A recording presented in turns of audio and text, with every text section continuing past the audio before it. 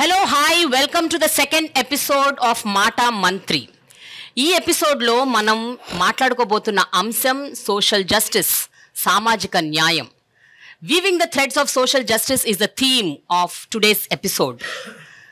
2019లో వైఎస్ఆర్సీపీ ప్రభుత్వం ఏర్పాటయ్యాక సామాజిక న్యాయం, సామాజిక సాధికారత ఎంతవరకు సాధించగలిగింది, వాళ్ళు తీసుకున్న ఇనిషియేటివ్స్లో ఎంతవరకు సమన్యాయం జరిగింది, ఈరోజు ఈ అంశం మీదే మనందరం మాట్లాడుకోబోతున్నాం. రాబోయే ఎన్నికల్లో వీళ్ళు తీసుకున్న ఇనిషియేటివ్స్ ఎంతవరకు ఎన్నికలను ఇంపాక్ట్ చేయబోతోంది, ఎఫెక్ట్ చేయబోతోంది, ఎలాంటి ఫలితాలను ఆశించబోతున్నారు వైఎస్ఆర్సీపీ శ్రేణులు. So I have with me on this special episode of Mata Mantri, weaving the threads of social justice, ministers of Andhra Pradesh government. One by one మనం వాళ్ళని పరిచయం చేసుకుందాము. I have with me Rajanna దొర గారు, Deputy Chief Minister and Minister of Tribal Welfare, and మెరుగు నాగార్జున గారు, Minister of Social Welfare, Amjad Pasha గారు, Minister of Minorities Welfare, Adimulapu Suresh garu, minister of municipal administration and urban development, Chelluboina Venu garu, minister of BC welfare, and finally last but not the least Karumuri Nageswararao garu, minister of civil supplies and consumer affairs. Welcome sir, welcome to this wonderful episode of Mata Mantri. నమస్తే అండి. నమస్తే మీ అందరికీ. Main ఇంటర్వ్యూకి వెళ్లే ముందు ఒక common question అందరినీ అడుగుదాం అనుకుంటున్నానండి. జనరల్గా ఒక సమాజంలో సామాజిక న్యాయం జరుగుతుంది, లేకపోతే ఒక సామాజిక సాధికారత వస్తుంది అంటే ఒక 4 ప్రధాన అంశాల్లో మనం నిజంగా సమాన న్యాయం చేయాలి. అది విద్య, వైద్యం, ఆరోగ్యం అండ్ అవకాశం, ఎంప్లాయ్మెంట్ ఆపర్చునిటీస్. సో ఈ 4 విషయాల్లో ఎంతవరకు ఎస్సీ, ఎస్టీ, బీసీ, మైనారిటీ కమ్యూనిటీస్కి చెందిన ప్రజలకు న్యాయం జరుగుతోంది? 2019 నుంచి తీసుకుంటే ఇప్పటి వరకు ఎలాంటి మార్పు మీరు నోటీస్ చేశారు? సార్, వన్ బై వన్ వెళ్దాం సార్. మీరు ముందు మాట్లాడండి సార్. మా ప్రభుత్వం వచ్చాక ముఖ్యంగా గౌరవ ముఖ్యమంత్రి జగన్మోహన్ రెడ్డి గారు ముఖ్యమంత్రి పదవి చేపట్టిన తర్వాత గతంలో ఏమున్నదంతా మొత్తం ప్రక్షాళన చేయడం జరిగింది. విద్యను తీసుకునేటప్పుడు ఆయనకు మొట్టమొదటిగా మనం చెప్పుకునేది అమ్మఒడి పథకం. భారతదేశంలో ఎవ్వరు ఊహించని విధంగా, ఎవరు ఆలోచించని విధంగా ఒక అమ్మకి అవకాశం ఇచ్చి 15,000 రూపాయలు ఇచ్చి తన బిడ్డలను బడికి పంపించి, తమ బిడ్డలను స్కూలుకు పంపించి విద్య ద్వారా ఏదైనా సాధించవచ్చని మహాత్ముడు అంబేద్కర్ గారి ఆశయాన్ని మొదట నెరవేర్చారు. ఆయన విదేశీ విద్యను భారతదేశంలో ఏ రాష్ట్రం కానీ, ఏ ముఖ్యమంత్రి గారు కానీ ఒక దళితులకో గిరిజనులకి నీవు విదేశాల్లో ఎక్కడ చదువుకుంటాననుకుంటే నీకు ₹1,00,00,000 ఇస్తాను, ₹1,50,00,000 ఇస్తానని ఎక్కడా లేదు భారతదేశంలో. మరి ఏ ముఖ్యమంత్రి గారు ఇస్తున్నారు? గిరిజనులకు ఇస్తున్నారు అవకాశం. బడులన్నీ కూడా మార్పులు చేశారు. ఒకప్పుడు నేను చదువుకున్న బడిలో నాకు అక్కడ చూస్తే, నేను మళ్ళీ వెళ్ళి చూస్తే సమూల మార్పు వచ్చింది. గిరిజనులు అంటే సాధారణ అందరికీ తెలుసు, కొండ కోణాల్లో నివసించేవాళ్ళు, అడవుల్లో నివసించేవాళ్ళు, భాష రాదు, వ్యాస రాదు, రెండూ తెలియదు అట్లేదు. అటువంటిది ఆ రోజు తెలుగుతో పాటు ఇంగ్లీషు విద్యను కూడా అందించి, ఇంగ్లీష్ భాషను కూడా ఈరోజు అమెరికా వెళ్ళే వాళ్ళు ఇంగ్లీషు విద్య చదువుకున్న మా విద్యార్థులు వెళ్ళారు. రేపు మార్చిలో కూడా అమెరికాలో మా గిరిజన విద్యార్థులకు ఆహ్వానిస్తున్నారు, రండి మీరు ఇన్విటేషన్ ఇచ్చున్నారు. మార్చిలో వెళ్ళబోతున్నారు మా గిరిజన విద్యార్థులు. అంటే అమెరికా వెళ్ళాలంటే ఇంగ్లీష్ కావాలి. ఆ ఇంగ్లీష్ విద్యను ఇచ్చారంటే అంత సమూల మార్పు తీసుకొచ్చారు. చూసిన గిరిజన ప్రాంతంలోని గౌరవ ముఖ్యమంత్రి గారు చెప్పింది ఒకటే, అంబేద్కర్ ఆశయాల ప్రకారం మీకు విద్యనే ఆస్తిగా ఇస్తున్నాను. ఈ ఆస్తి ఉంటే ఏ ఆస్తిని సాధించుకోవచ్చు, ప్రపంచంలో ఏదైనా జయించవచ్చు. మీరు అజేయుడు కావాలి, మీరు విజయుడు కావాలంటే విద్య అవసరమని తీసుకొచ్చారు. వైద్యం గురించి చూసారు. గిరిజన ప్రాంతం ముఖ్యంగా వర్షాకాలం వస్తే వింత వింత జబ్బులు వస్తాయి, స్ట్రేంజ్ డిసీజెస్ అన్నమాట. అటువంటిది జరగకూడదు. గిరిజనులు కూడా మనుషులే. ఒక మానవత్వంతో అంబేద్కర్ ఆశయాలు తీసుకొని, ఒక మానవత్వంతో తీసుకొని పాడేరులో కూడా ఈరోజు వైద్య కళాశాల 500 కోట్ల రూపాయలతో నిర్మిస్తున్నారంటే ఒకసారి ఆలోచించారు. ప్రతి ఐటీడీఏ పరిధిలో కూడా super speciality hospital, area hospital, community hospital ఎక్కడికక్కడనమాట. ఈ విధంగా గతంలో ఎవరు ఆలోచించలేదు. చంద్రబాబు నాయుడు గారు కావచ్చు, అంతకుముందు పరిపాలించే వారు గారు ఎవరు ఆలోచించలేదు. ఒక్క సాలూరు నియోజకవర్గం తీసుకున్న అక్కడ 8 హాస్పిటల్ తయారవుతున్నాయి కొత్తగా. ఈరోజు ఏరియా హాస్పిటల్ నిర్మాణం జరుగుతుంది 17 కోట్ల రూపాయలతో. ఒకప్పుడు డాక్టర్ల కోరు, ఈరోజు 22 మంది డాక్టర్లతో పనిచేస్తున్నారు. అంటే ఒక నియోజకవర్గం గురించి నేను ఉదాహరణ చెప్తాను. అక్కడ ఉన్న చిన్నపిల్లలకు కూడా మనం చూస్తే రక్తం ఉండదు, అసలు ఎనీమియాతో బాధపడతారు. అటువంటి వాళ్ళకి మంచి పోషక విలువలు ఇస్తున్నారు. గర్భిణీ స్త్రీలు, గిరిజన స్త్రీలకు మంచి పోషక విలువలు ఇస్తున్నారు. బాలింతలకు పోషక విలువలు ఇస్తారు. ఆరోగ్యానికి ప్రాధాన్యత ఇస్తున్నారు అనమాట. అలాగే చదువుకున్న వాళ్ళకి కూడా ఉద్యోగాల్లోనైతేనే, ఉపాధిలో అయితేనే అవకాశాలు కలుగు చేస్తున్నారు గిరిజన ప్రాంతంలో. గతంలో లేవు. ఇవి ఉంటే ఎప్పుడో బాగుపడి ఉండేవాళ్ళం. అసలు గతంలో గిరిజనులకు ఏ విధంగా ఉప ముఖ్యమంత్రి పదవి గురించి నేను ఇప్పుడు చెప్పుకోవడం కాదు, మంత్రి పదవి గురించే మీరు ఆలోచించుంటారు. గత ప్రభుత్వంలో ఏం జరిగిందో, చంద్రబాబు నాయుడు ప్రభుత్వంలో మంత్రి పదవి ఇవ్వడానికే ఇది వచ్చింది. ఎన్నికల ముందు కేవలం నేను ఒక మంత్రిని ఇస్తున్నాను, 6 నెలల ముందు మాత్రం ఒక మంత్రిని, అది కూడా ఎమ్మెల్యే కానీ ఒక గిరిజన కుర్రాన్ని తీసుకొచ్చి ఇదిగో మీకు మంత్రిని చూపించారు. ఇది చాలా అప్రిషియేట్ చేయాల్సిన విషయం.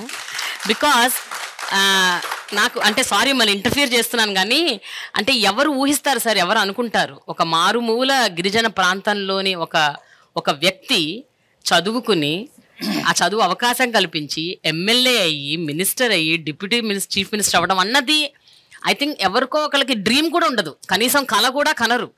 అలాంటి ఒక స్థితి నుంచి మీరు ఈ స్థితికి రావటమే అసలు చాలా గొప్ప విషయం అండి. ఎందుకంటే అంబేద్కర్ యొక్క ఆశయాలను, ఆయన ఆదర్శాలను, ఆయన ఇచ్చిన భావజాలాన్ని తీసుకొని అంబేద్కర్ రాజ్యాంగాన్ని పుణుకుపుచ్చుకొని దానిలో అవగాహన చేసుకున్నారు, ఆవలింపు చేసుకున్నారు. కాబట్టి జగన్మోహన్ రెడ్డి గారు ఇవన్నీ చేయగలుగుతున్నారు. ఆయన చేశారు కాబట్టి ఈరోజు మేము కూర్చోగలుగుతున్నాం. ఈరోజు ఇక్కడ కూర్చున్నటువంటి ఈ బాబాసాహెబ్ అంబేద్కర్ గారి ఆలోచన విధానమే సామాజిక సమతుల్యత కావాలని, సమాజంలో ఉన్నటువంటి ఈ అసమానతలు పోవాలని, ఈ రుగ్మతలు పోవాలని, సమాజంలో మిగిలిన కులాలతో పాటు వీరు కూడా బ్రతకాలని ఒక గొప్ప ఆలోచనతోనే మహానుభావులు, ఇప్పుడు అంబేద్కర్ గారు కానీ, జ్యోతిరావు పూలే గారు కానీ, సాహు మహారాజ్ గారి, పెరియార్ రామస్వామి నాయకర్ గారి, ఉద్దండులంతా, అబుల్ కలాం ఆజాద్ లాంటి వాళ్ళంతా ఉద్యమాలు చేశారు. రాను రాను ఆ ఉద్యమాల ఫలితమే ఈరోజు ఆంధ్రప్రదేశ్లో మున్నెన్నడూ లేని విధంగా, ఇతర రాష్ట్రాల్లో లేని విధంగా ఈరోజు ఆంధ్రప్రదేశ్లో పరిపాలన జరుగుతూ ఉంది. జగన్మోహన్ రెడ్డి గారు వీరందరి ఆలోచనలకు అనుగుణంగా పరిపాలన చేస్తారని ఈరోజు దానికి నిదర్శనమే మేము 5 కూర్చోటం, ఎస్సీ, ఎస్టీ, బీసీ, మైనార్టీలు. దీంట్లో ఇంతకుముందు ప్రభుత్వాలు చాలా నెగ్లెక్ట్ చేసినాయి. ఇంతకుముందు ఈ సామాజికంగా అప్లిప్మెంట్ని ప్రక్కన పెట్టినాయి. రాజ్యాంగబద్ధంగా వచ్చినటువంటి హక్కులను కాలరాసినాయి. రాజ్యాంగబద్ధంగా మా వచ్చినటువంటి వాటాను సరిగా ఖర్చు చేయకపోగా అప్పలంగా వాటిని వేరే వాళ్ళు అన్యాక్రాంతం చేశారు. వాటిని ఒక స్ట్రీమ్ లైన్ పెట్టి ఒక గొప్ప ఆలోచనతో ఈ సమాజంలో ఉన్న అసమానతలు పోవాలా, ఆంధ్రప్రదేశ్లో భావితరాల భవిష్యత్తు బాగుండాలా, అంబేద్కర్ గారు కోరుకున్నటువంటి ఆలోచన విధానం నడవాలా. తద్వారానే అంబేద్కర్ గారు కోరుకున్నది ఎడ్యుకేషన్ మెయిన్ ఇంపార్టెంట్. ఎవ్రీ పర్సన్కి చదువు అనేది ప్రాధాన్యత. చదువు ఉంటే ఏదైనా ఉన్నత శిఖరాలకు వెళ్ళాలని గొప్ప ఆలోచన, అది అంబేద్కర్ గారు కోరుకున్నారు. దానిని కొన్ని కోట్ల రూపాయలు వెచ్చించి నాడు నేడు స్కూల్స్ కానీ, అమ్మఒడి కానీ, జగనన్న విద్యా దీవెన కానీ, వసతి దీవెన కానీ, విదేశీ విద్య కానీ, ఒక ప్రెడామినెంట్ సెక్టార్ని ఎన్నుకొని దాంతో అప్లిప్మెంట్ చేస్తూ ఈరోజు కోట్లు ఖర్చు పెడతా ఉన్నాడు. ఈరోజు మా పిల్లలు ఇళ్ళకెళ్తే, మా పేదవారి పిల్లలు ఇంగ్లీష్ చదువుతూ ఉంటే, కూలికెళ్ళి వచ్చిన మా తల్లిదండ్రులు మా పిల్లలు ఇంగ్లీష్ చదవటం, మాట్లాడటం చూస్తే ఇంకెంతకన్నా ఏం కావాలి ఆ తల్లిదండ్రులకి? పేదరికం జగన్మోహన్ రెడ్డి గారు రాకముందు 12% ఉంటే ఆంధ్రప్రదేశ్లో ఈరోజు 6%కి వచ్చిందంటే కారణం that is the main venture. అదే కాకుండా ఆరోగ్యానికి ఇందాక మా అన్న చెప్పాడు. అలాగే పల్లెల్లోకి వెళ్ళిపోతే ఇదివరకు ఏం చేసేవాళ్ళు, గవర్నమెంట్ హాస్పిటల్ తీసుకెళ్ళేవాళ్ళు. మాకు అనారోగ్యం వస్తే హాస్పిటల్లో చూడక, మందులు ఉండి లేక ఇంటికి వచ్చి అసూలు బసేవాళ్ళం. ఈ రోజు గొప్ప నిర్ణయం, డాక్టర్ రాజశేఖర రెడ్డి గారు 3 అడుగులు ముందుకేస్తే ఆయన 6 అడుగులు ముందుకేసి ఈరోజు దేశంలో ఎక్కడా లేని ఏ రాష్ట్రమైనా వెళ్ళొచ్చు. తెల్ల రేషన్ కార్డు ఉంటే ఏ హాస్పిటల్ అయినా ఎంత ఖర్చు అయినా భరించడానికి సిద్ధంగా ఉన్న ముఖ్యమంత్రి, 25 లక్షల రూపాయలు ఆరోగ్యశ్రీలో పెట్టి ఖర్చు చేయడానికి సిద్ధంగా ఉన్న ముఖ్యమంత్రి. మీకు తెలుసో తెలీదో, ఈరోజు ఒక పేషెంట్ హాస్పిటల్కి వెళ్ళి చూయించుకొని నయమైన తర్వాత ఇంటికి వచ్చినాక ఆ పేషెంట్ మరలా పనిచేసుకోలేడని ఆ పేషెంట్కి ఖర్చులకు డబ్బులు ఇస్తున్నటువంటి ముఖ్యమంత్రి. సమాజంలో ఇంకేం కావాలా? ఒక ప్రక్క ఎడ్యుకేషన్, ఒక ప్రక్క ఆరోగ్యం, ఒక ప్రక్క ఈరోజు ఈ తెల్ల సొక్కాలు వేసుకోవటానికి కారణం నాగేశ్వరరావు గారికి అక్కడ మంత్రి ఇచ్చినా, రాజేంద్రరావు గారికి మంత్రి ఇచ్చినా, అంజన్ బాస మంత్రి ఇచ్చినా, నా ఎస్సీ, నా ఎస్టీ, నా బీసీ, నా మైనార్టీలని పరిపాలన చేస్తూనే రాజకీయ ప్రాధాన్యత, దానిలో మహిళలకు ప్రయారిటీ. ఆనాడు ఉద్యమాలు చేశారు, కానీ ఎక్కడా ఉద్యమం ఫలితాలు ఎక్కడా లేవు ఫ్రూట్ఫుల్ గా. ఈరోజు 2,50,000 కోట్ల రూపాయలు డైరెక్ట్గా ఖర్చు పెడితే డీబీటీ రూపేణా 80% ఎస్సీ ఎస్టీ బీసీ మైనార్టీలకు వచ్చి సామాజిక సాధికేంటి 2,10,000 ఉద్యోగాలు ఇస్తే గవర్నమెంట్ ఉద్యోగాలు 80% ఎస్సీ ఎస్టీ బీసీ మైనార్టీలు వచ్చిందంటే ఇంకంతా ఏం కావాలా? రాజ్యాధికారంలో భాగం, రాజ్యాధికారంలో అందరికన్నా ముందు వరుస, ఉప ముఖ్యమంత్రులు, మంత్రులు, ప్రెడామినెంట్ పోర్ట్ఫోలియోలు. ఈ రాష్ట్ర చరిత్రలో ఒక గొప్ప కాన్సెప్ట్ తీసుకొచ్చిన ముఖ్యమంత్రి. మేము ఎందుకు అంటున్నామంటే 2019కు ముందు ఈ రాష్ట్ర పరిస్థితి వేరు, 2019 తర్వాత ఈ రాష్ట్ర పరిస్థితి వేరు, 2024లో 19లో జరిగినప్పుడు ఈరోజు 56 నెలల పరిపాలన, 56 నెలల పరిపాలనకు నిలువుటద్దం అంబేద్కర్ గారి విగ్రహం. నేను చేసిన పరిపాలనకి ఇదిగో అంబేద్కర్ గారి విగ్రహం. ఆయన ఏం కోరుకున్నాడో అది చేసి చూపిస్తా ఉన్నాం, ఆయన ఏం ఆకాంక్షించాడో అది చేస్తా ఉన్నాం. ఈ 2024 ఎన్నికలు సామాజిక సమతుల్యానికి గీటు రాయినటువంటి జగన్మోహన్ రెడ్డి గారి పరిపాలనకు, దళిత గిరిజన బహుళను ప్రక్కన పెట్టినటువంటి చంద్రబాబు పరిపాలనకు పోటీ జరగబోతా ఉంది. నా ఎస్సీ, నా ఎస్టీ, నా బీసీ, మైనారిటీ అనే ముఖ్యమంత్రి గారికి, పెత్తందారులకు నేను చెప్పే చంద్రబాబుకి పోటీ జరగబోతా ఉంది. ఎన్ని కుట్రలు కుతంత్రాలు చేసినా, ఎన్ని మోసాలు చేసినా, డబ్బు వరదలై ప్రవహించినా జగన్మోహన్ రెడ్డి గారి వెంట ఈ పేద కులాలన్నీ నిలబడబోతామని చెప్పడానికి గర్విస్తా ఉన్నా. మన దేశానికి స్వతంత్రం వచ్చి 76 సంవత్సరాలు మనం పూర్తి చేసుకున్నాం. మననే 77వ స్వాతంత్ర దినోత్సవాన్ని ఎంతో ఘనంగా మనం నిర్వహించుకోవడం జరిగింది. మరి ఈ 76 సంవత్సరాల స్వతంత్ర భారతదేశంలో ఈ సామాజిక న్యాయం అంటే సోషల్ జస్టిస్ అనేది ఒక నినాదంగా ఉన్న పరిస్థితి నుంచి మరి ఇవాళ ఈ రాష్ట్రంలో మన అందరి ప్రియతమ నాయకుడు ఈ రాష్ట్ర ముఖ్యమంత్రి శ్రీ వైఎస్ జగన్మోహన్ రెడ్డి గారు ముఖ్యమంత్రిగా బాధ్యతలు స్వీకరించిన తర్వాత సామాజిక న్యాయం అనేది ఒక నినాదం కాదు, మా ప్రభుత్వం యొక్క విధానం అని చెప్పి చేసి చూపించిన నాయకుడు మన ముఖ్యమంత్రి శ్రీ వైఎస్ జగన్మోహన్ రెడ్డి. ఎందుకంటే గత ప్రభుత్వాన్ని మనం చూశాం. మరి ప్రభుత్వ వ్యవస్థల్ని, ప్రభుత్వ బడుల్ని పక్కన పెట్టేసి నిర్వీర్యం చేసి మరి కార్పొరేట్ సెక్టర్లకు ప్రమోట్ చేసిన ప్రభుత్వాల నుంచి మరి ఈరోజు ఈ ప్రభుత్వంలో మన ముఖ్యమంత్రి గారు మరి ఈరోజు ప్రభుత్వ పాఠశాలలన్నీ కూడా ఈరోజు రీవ్యాంప్ చేస్తూ ఈరోజు దానికి మనం అందరం చూస్తున్నాం. ప్రభుత్వ పాఠశాలల్లో కూడా ఈ ప్రభుత్వం వచ్చిన తర్వాత ఈరోజు అడ్మిషన్స్ పెరుగుతున్న పరిస్థితి. తల్లిదండ్రులందరూ కూడా మరి ప్రైవేట్ స్కూల్స్ నుంచి తీసి వాళ్ళ పిల్లల్ని ఈరోజు ప్రభుత్వ బడుల్లో చేర్పిస్తున్నారంటే మరి దానికి ఈ నిదర్శనం ఏంటండి? మరి ఈరోజు ఆ ప్రభుత్వ పాఠశాలన్నీ కూడా ఈరోజు రీవ్యాంప్ కావడం వల్లనే మరి ఈరోజు ఈ ప్రభుత్వం వచ్చిన తర్వాత జగన్మోహన్ రెడ్డి గారు ముఖ్యమంత్రి అయిన తర్వాత ఈరోజు మన గవర్నమెంట్ సెక్టర్ హాస్పిటల్స్ అన్నీ కూడా ఈరోజు రీవ్యాంప్ చేస్తూ ఈరోజు మరి అందరికి కూడా ఈరోజు మెరుగైన వైద్యం అందించాలి, మరి ఆరోగ్య ఆంధ్రప్రదేశ్గా ఈ రాష్ట్రాన్ని మార్చాలి అని చెప్పి మరి ఈరోజు అడుగులు ముందుకు వేసిన పరిస్థితి. ఎప్పుడైతే ఈ వెనుకబాటుకు గురైన ఈ సామాజిక వర్గాలు ఆర్థికంగా బలోపేతం అవుతారో మరి అందరు కూడా సమాజంలో వాళ్ళందరూ కూడా అందరితో సమానంగా గౌరవించబడతారు, మరి గౌరవప్రదంగా కూడా వాళ్ళను చూసే పరిస్థితి ఉంటుంది. కాబట్టి ఈరోజు నవరత్నాల రూపంలో మరి ఈరోజు ఇప్పుడే చెప్పినట్టుగా 2,50,000 కోట్ల రూపాయలు బటన్ నొక్కి ఈరోజు డైరెక్ట్గా బెనిఫిషరీస్ అకౌంట్ ట్రాన్స్ఫర్ చేసిన పరిస్థితి. మరి దీంట్లో సింహభాగం ఎవరికి అందింది? ఈ ఎస్సీలు, ఈ ఎస్టీలు, ఈ మైనార్టీలు, ఈ బీసీలకు 80% ఈరోజు మరి వాళ్లకు సింహభాగం 2,50,000 కోట్ల రూపాయల్లో మరి వాళ్ళు 80% వాళ్ళ వాటా ఈరోజు వాళ్ళకు అందించగలిగాం. మరి అదే కాకుండా లాస్ట్ ఆస్పెక్ట్ ఏదైతే ఉందో పొలిటికల్ ఎంపవర్మెంట్ అనేది, ఇది నిజంగా ఇది లేకపోతే ఏ సమాజం కూడా ముందుకు వెళ్ళలేని పరిస్థితి. ఎందుకంటే వాళ్ళ ఏదైనా సమస్యలు మరి ఆ సామాజిక వర్గానికి సంబంధించిన వాళ్ళు చట్టసభల్లో ఉంటేనే వాళ్ళ సమస్యలు పరిష్కారం అవుతాయి అని భావించి మరి ఈరోజు మన ముఖ్యమంత్రి గారు ఈరోజు మనం ఇక్కడ కూర్చున్నాం. ఈరోజు ఈడ కూర్చున్న వాళ్ళలో 2 ఉప ముఖ్యమంత్రులు ఉన్నాం. ఒక ఎస్టీ సామాజిక వర్గానికి సంబంధించిన రాజన్న దొర గారు, మరి అదేవిధంగా మైనార్టీ సామాజిక వర్గానికి సంబంధించిన నేను. మరి ఎప్పుడైనా మనం కలలన్నా ఊహించామా ఒక ఎస్టీకి సామాజిక వర్గానికి సంబంధించిన వ్యక్తి ఉప ముఖ్యమంత్రిగా రాష్ట్రానికి ఉంటాడని, ఒక మైనార్టీ సామాజిక వర్గానికి సంబంధించిన వ్యక్తి ఒక ఉప ముఖ్యమంత్రి అవుతాడని, ఒక బీసీ సామాజిక వర్గానికి సంబంధించిన వ్యక్తి ఉప ముఖ్యమంత్రి అవుతాడని, ఒక ఎస్సీ సామాజిక వర్గానికి సంబంధించిన వ్యక్తి ఉప ముఖ్యమంత్రి అవుతాడని ఎవరన్నా భావించారా?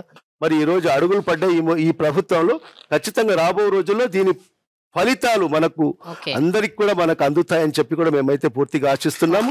మరి ఈ సందర్భంలో ప్రజలందరూ కూడా ఖచ్చితంగా మరి ఏదైతే మన ముఖ్యమంత్రి గారు తీసుకుంటున్న నిర్ణయాలు అయితే ఏమి మరి అవన్నీ కూడా వాళ్ళందరూ కూడా స్వాగతిస్తున్నారు. కాబట్టి ఖచ్చితంగా మరి ఈ ప్రభుత్వం మరొకసారి అధికారంలోకి రావాలి, జగన్మోహన్ రెడ్డి గారే మళ్ళా ఈ రాష్ట్రానికి ముఖ్యమంత్రి కావాలని చెప్పి ఈ సామాజిక వర్గాలన్నీ కూడా మరి ఈరోజు కోరుకుంటున్న పరిస్థితులు మనం అందరూ కూడా గమనిస్తున్నాం. ప్రేమ గారు, సామాజిక న్యాయం, సామాజిక సాధికారత ఇవన్నీ రాజకీయ పార్టీలు గతంలో ఎన్నికలు వస్తున్నాయన్నప్పుడు ఈ పదాలు పదే పదే వాడుతూ ఉంటారు. ఈ బడుగు బలహీన వర్గాల వారు, దళిత వర్గాల వారిని కేవలం ఓటు బ్యాంకుగా మాత్రమే చూసే పరిస్థితి. ఏ విధంగా వారికి గాలం వేయాలని పదాలు వాడుతూ, ఏ విధంగా కులాల సమీకరణ చేయాలి, ఏ విధంగా పొత్తులు పెట్టుకోవాలి, ఈ ఆలోచనతోటి గత పాలకులు పరిపాలన చేసినటువంటి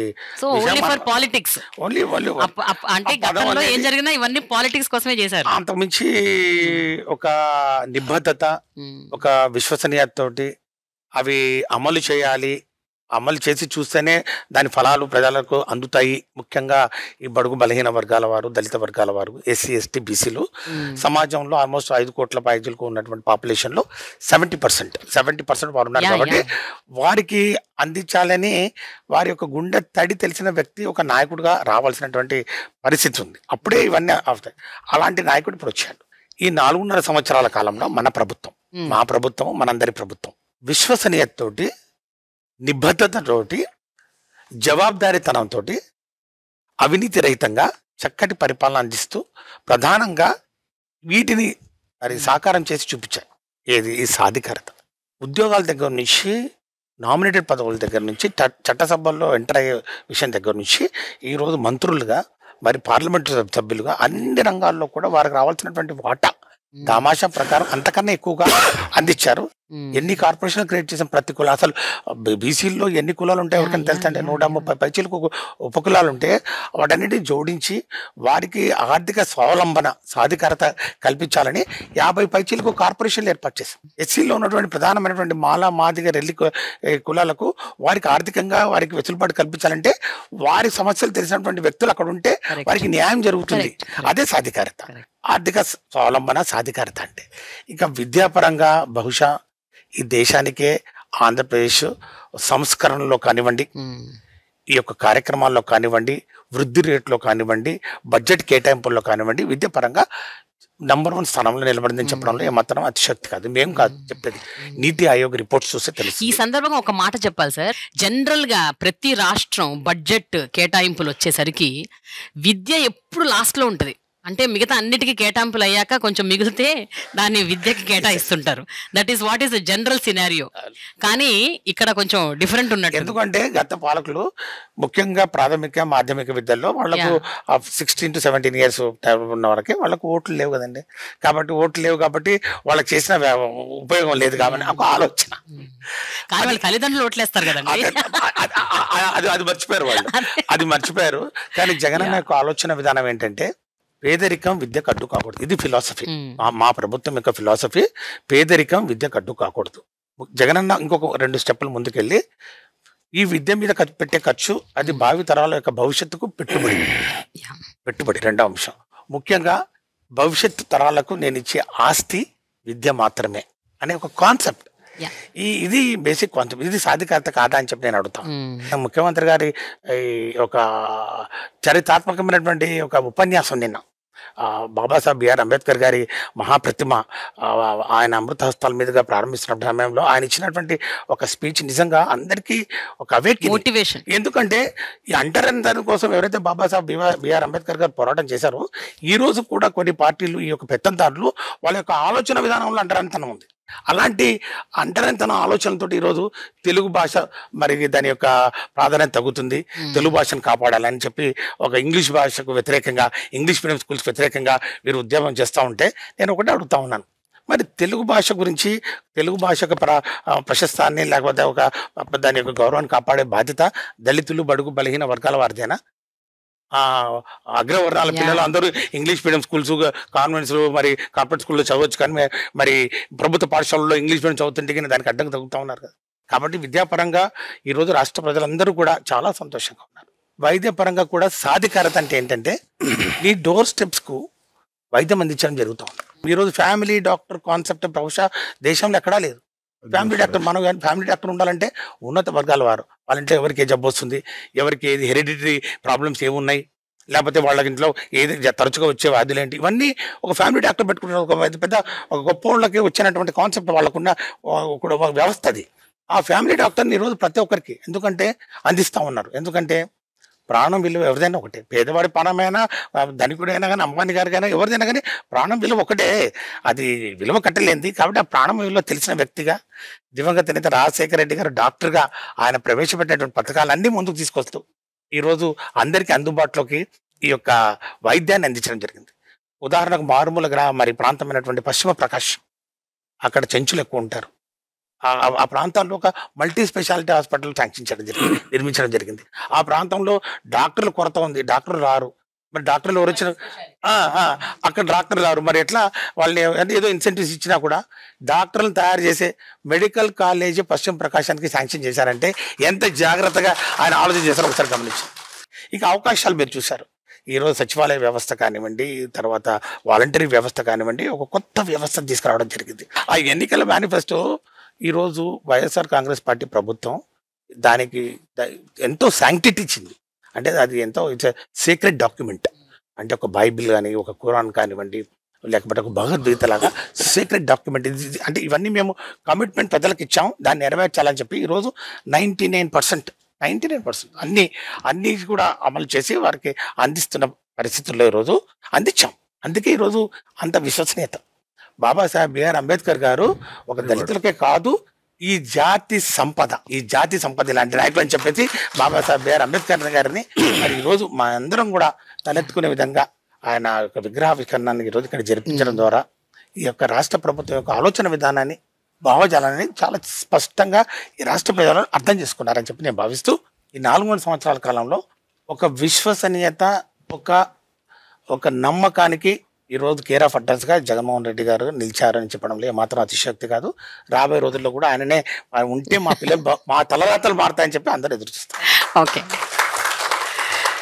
సార్, వేణుగారు, గవర్నమెంట్ ఇనిషియేటివ్స్లోనే మీరు చొరవ తీసుకొని మీరు ఈ విద్య, వైద్యం, ఆరోగ్యం అండ్ అవకాశాల విషయంలో మీరు తీసుకున్న ఒక స్పెషల్ ఇనిషియేటివ్స్ ఏంటంటే ఏం చెప్తారు? ఈ అసమానతలు తొలగాలంటే ఏ విధమైనటువంటి పాలన సాగాలి, సాగించే వారు వచ్చిన రోజు దీనికి వచ్చేటువంటి పరిమళం అంటే సుగంధం ఎంత గొప్పగా ఉంటుంది అని ఆనాడు బాబాసాహెబ్ అంబేద్కర్ గారు ఆలోచించారో ఆ పరిమళం ఈరోజు ముఖ్యమంత్రిగా జగన్మోహన్ రెడ్డి గారు ఈ ఆంధ్రప్రదేశ్ రాష్ట్రానికే కాదు భారతదేశానికి పంచబోతున్నాడు అంటానికి సాక్షిభూతమే ఆయన యొక్క విగ్రహావిష్కరణ అనేటువంటిది నాకున్నటువంటి నమ్మకం.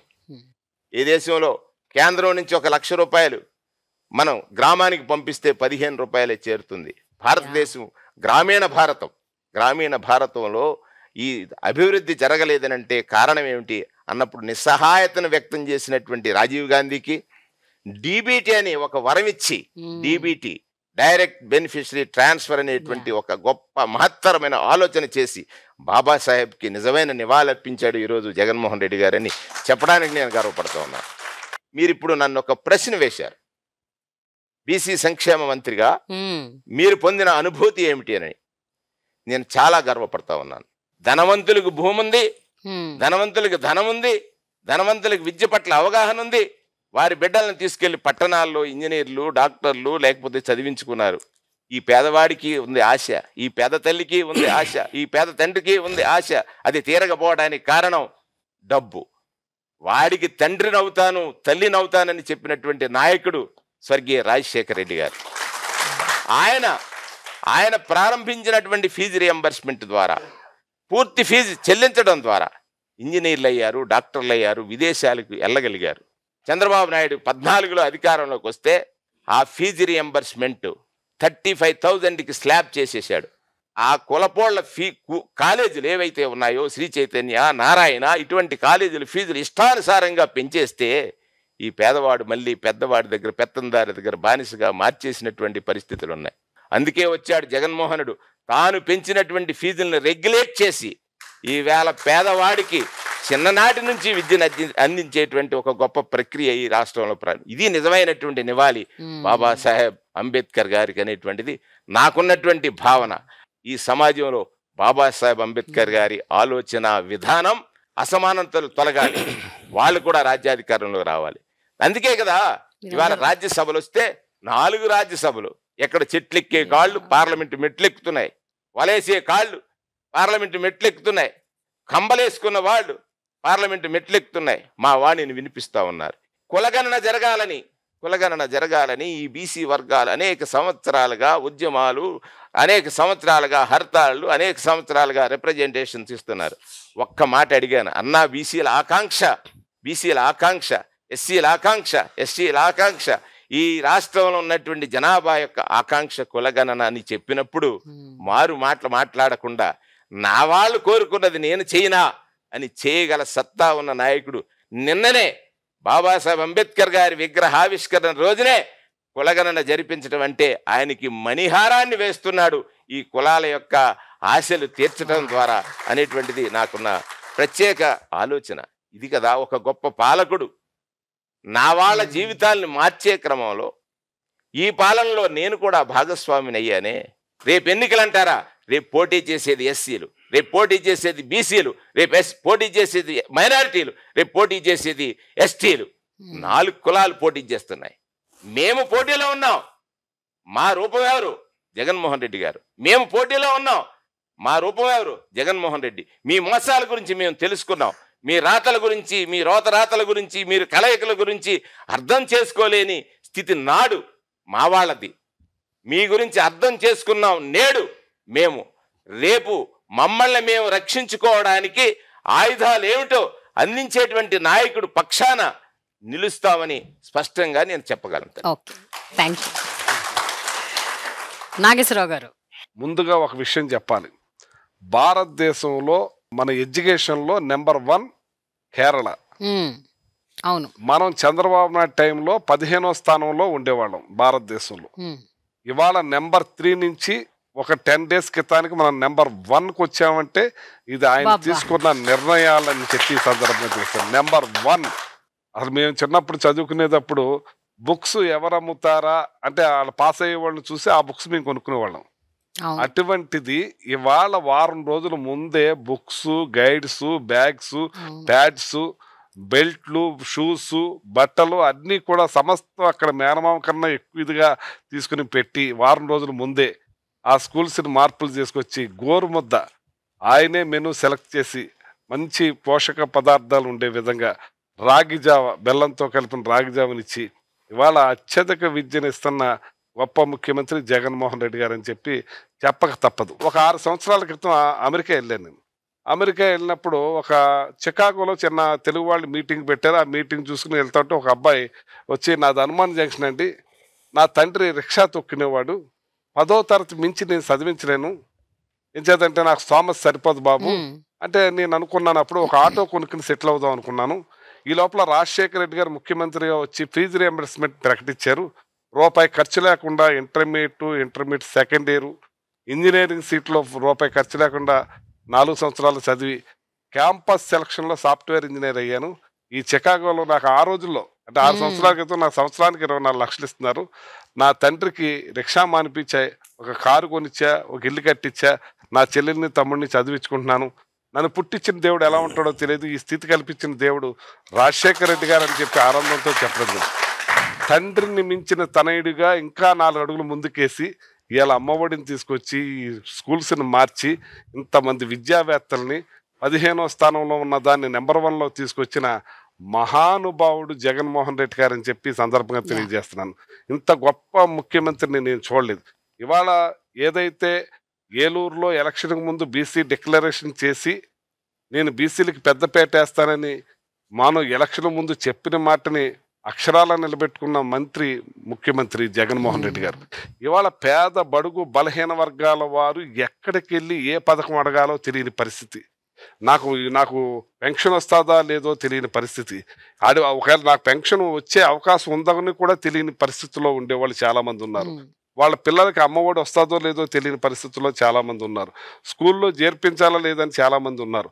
వాళ్ళందరికీ వాలంటరీ వ్యవస్థను తీసుకొచ్చి ప్రతి ఇంటికి పంపించి, నీకు 60 ఏళ్ళు వచ్చినాయి, నీకు పెన్షన్ రాస్తున్నాం, నీ పిల్లల్ని చదివించండి, అమ్మఒడి ఉంది, నీకు ఈ రకంగా ఉంది, నీకు ఈ రకంగా ఉంది, నీ ఈ రకంగా వచ్చిందని వాళ్ళ ఇంటికి వెళ్ళి రాసి వాళ్ళ గడప దాటి ఎవరిని యాచించకుండా ప్రతి ఒక్కటి ఇంటికి చేస్తున్నది భారతదేశ చరిత్రలో ఏ ఒక్కరికి సాధ్యం కానిది ఒక్క జగన్మోహన్ రెడ్డి గారికే సాధ్యమైందని చెప్పి ఈ సందర్భంగా తెలియజేస్తున్నా.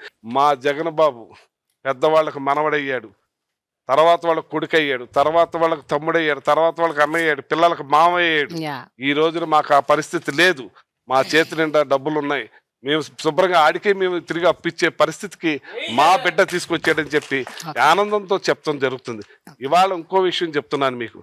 ఏదైతే ఇవాళ పెద్దవాళ్ళందరూ కూడా చిన్నవాళ్ళనే చూసుకుంటున్నాడు, ఆ చిన్న కులాలనే చూసుకుంటున్నాడు అనేది పెద్దవాళ్ళని కూడా బాగా చూసుకుంటున్నాడు. వాళ్ళ పెద్ద కులాలు ఏదైతే రైతులు ఉన్నారో వాళ్ళకి రైతు భరోసా విషయంలో, రైతు నష్టం విషయంలో, ప్రతి విషయంలో కూడా వాళ్ళకి డైరెక్ట్ అకౌంట్ ద్వారా వాళ్ళకు కూడా డబ్బులు కొడుతున్నాడంటే అప్పుడు కన్నా వాళ్ళని ఎక్కువ చూసుకుంటున్నాడు, ఈ పేదవారికి కూడా పూర్తిగా చూసుకుంటున్నారు. సో మీరు అందరూ కూడా విద్యా, వైద్యం, ఆరోగ్యం అవకాశాల విషయంలో చాలా పెద్దపీట వేసింది ప్రభుత్వం అని చెప్పారు. అయితే కొన్ని కీలకమైన ప్రశ్నలు ఉన్నాయి సార్ సామాజిక న్యాయానికి సంబంధించినంత వరకు. ఒక ఫస్ట్ క్వశ్చన్ నాకు సురేష్ గారిని అడుగుదాం అనుకుంటున్నాను. సార్, ఇప్పుడు జనరల్గా అందరిలో ఉన్న ఒక అభిప్రాయం, ఒక ఆలోచన, జనరల్గా ప్రజల్లో ఉన్న ఒక అభిప్రాయం, ఒక ఆలోచన ఏంటంటే ప్రతి పొలిటికల్ పార్టీ ఒక పర్టిక్యులర్ కమ్యూనిటీకి కాపు కాస్తోంది. అంటే కాంగ్రెస్ అంటే రెడ్డి పార్టీ, తెలుగుదేశం అంటే కమ్మ పార్టీ, పవన్ కళ్యాణ్ అంటే కాపు పార్టీ, ఇలా ప్రతి పార్టీకి వైఎస్ఆర్సీపీ అంటే కూడా రెడ్డి పార్టీ. మీరేమంటారండి, నిజంగా రాజకీయ పార్టీలు ఈ రకంగానే ఒక పర్టికులర్ కమ్యూనిటీకి కాపు కాస్తూ వస్తే భవిష్యత్తు ఎలా ఉంటుంది? రాజకీయాల్లో మనం చూసినట్టయితే ఆంధ్రప్రదేశ్ రాజకీయాల్లో గత 70 సంవత్సరాల్లో పార్టీస్లో కొన్ని కమ్యూనిటీస్ డామినెంట్ పాలిటిక్స్ చేశాయి.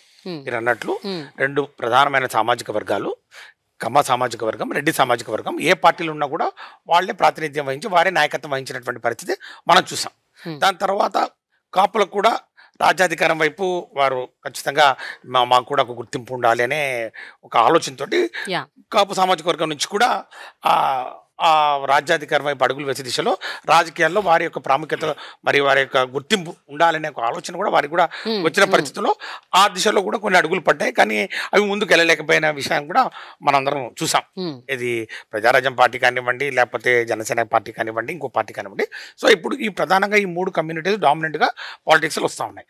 మీరన్నట్టుగా వైఎస్ఆర్ కాంగ్రెస్ పార్టీ, ఎందుకంటే మా నాయకుడు ఆ కమ్యూనిటీకి ప్రాతినిధ్యం వస్తున్నారు కాబట్టి ఖచ్చితంగా వాళ్ళ ఇన్ఫ్లుయెన్స్ ఉంటుందనే ఒక ఆలోచన ప్రతి ఒక్కరు చేస్తారు.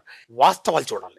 వాస్తవాలంటే సామాజిక వర్గం నుంచి ఎంతమంది గెలిచారు, ఎంతమంది అభ్యర్థులు వేరే కులాలకు చెందిన వాళ్ళు ఉన్నారు, ఎంతమంది గెలిచారు, ఎంతమంది మంత్రి పదవిలో ఉన్నారు, డిఫరెంట్ కులాల వాళ్ళు అన్నది ఒక క్లారిటీ ఇస్తే జనాలకు కూడా అర్థమవుతుంది కదా. ముఖ్యమంత్రి గారి ఆలోచన విధానం ఏంటంటే సమాజంలో, సొసైటీలో 70% ఈ బీసీ, ఎస్సీ, ఎస్టీ మైనార్టీలు ఉన్నారు కాబట్టి సింహభాగం, ఇందాక డిప్యూటీ సీఎం గారు వాడిన పదం సింహభాగం వారు ఉన్నారు కాబట్టి అవకాశాలు కూడా అదే ప్రాతినిధ్యంలో రావాలి.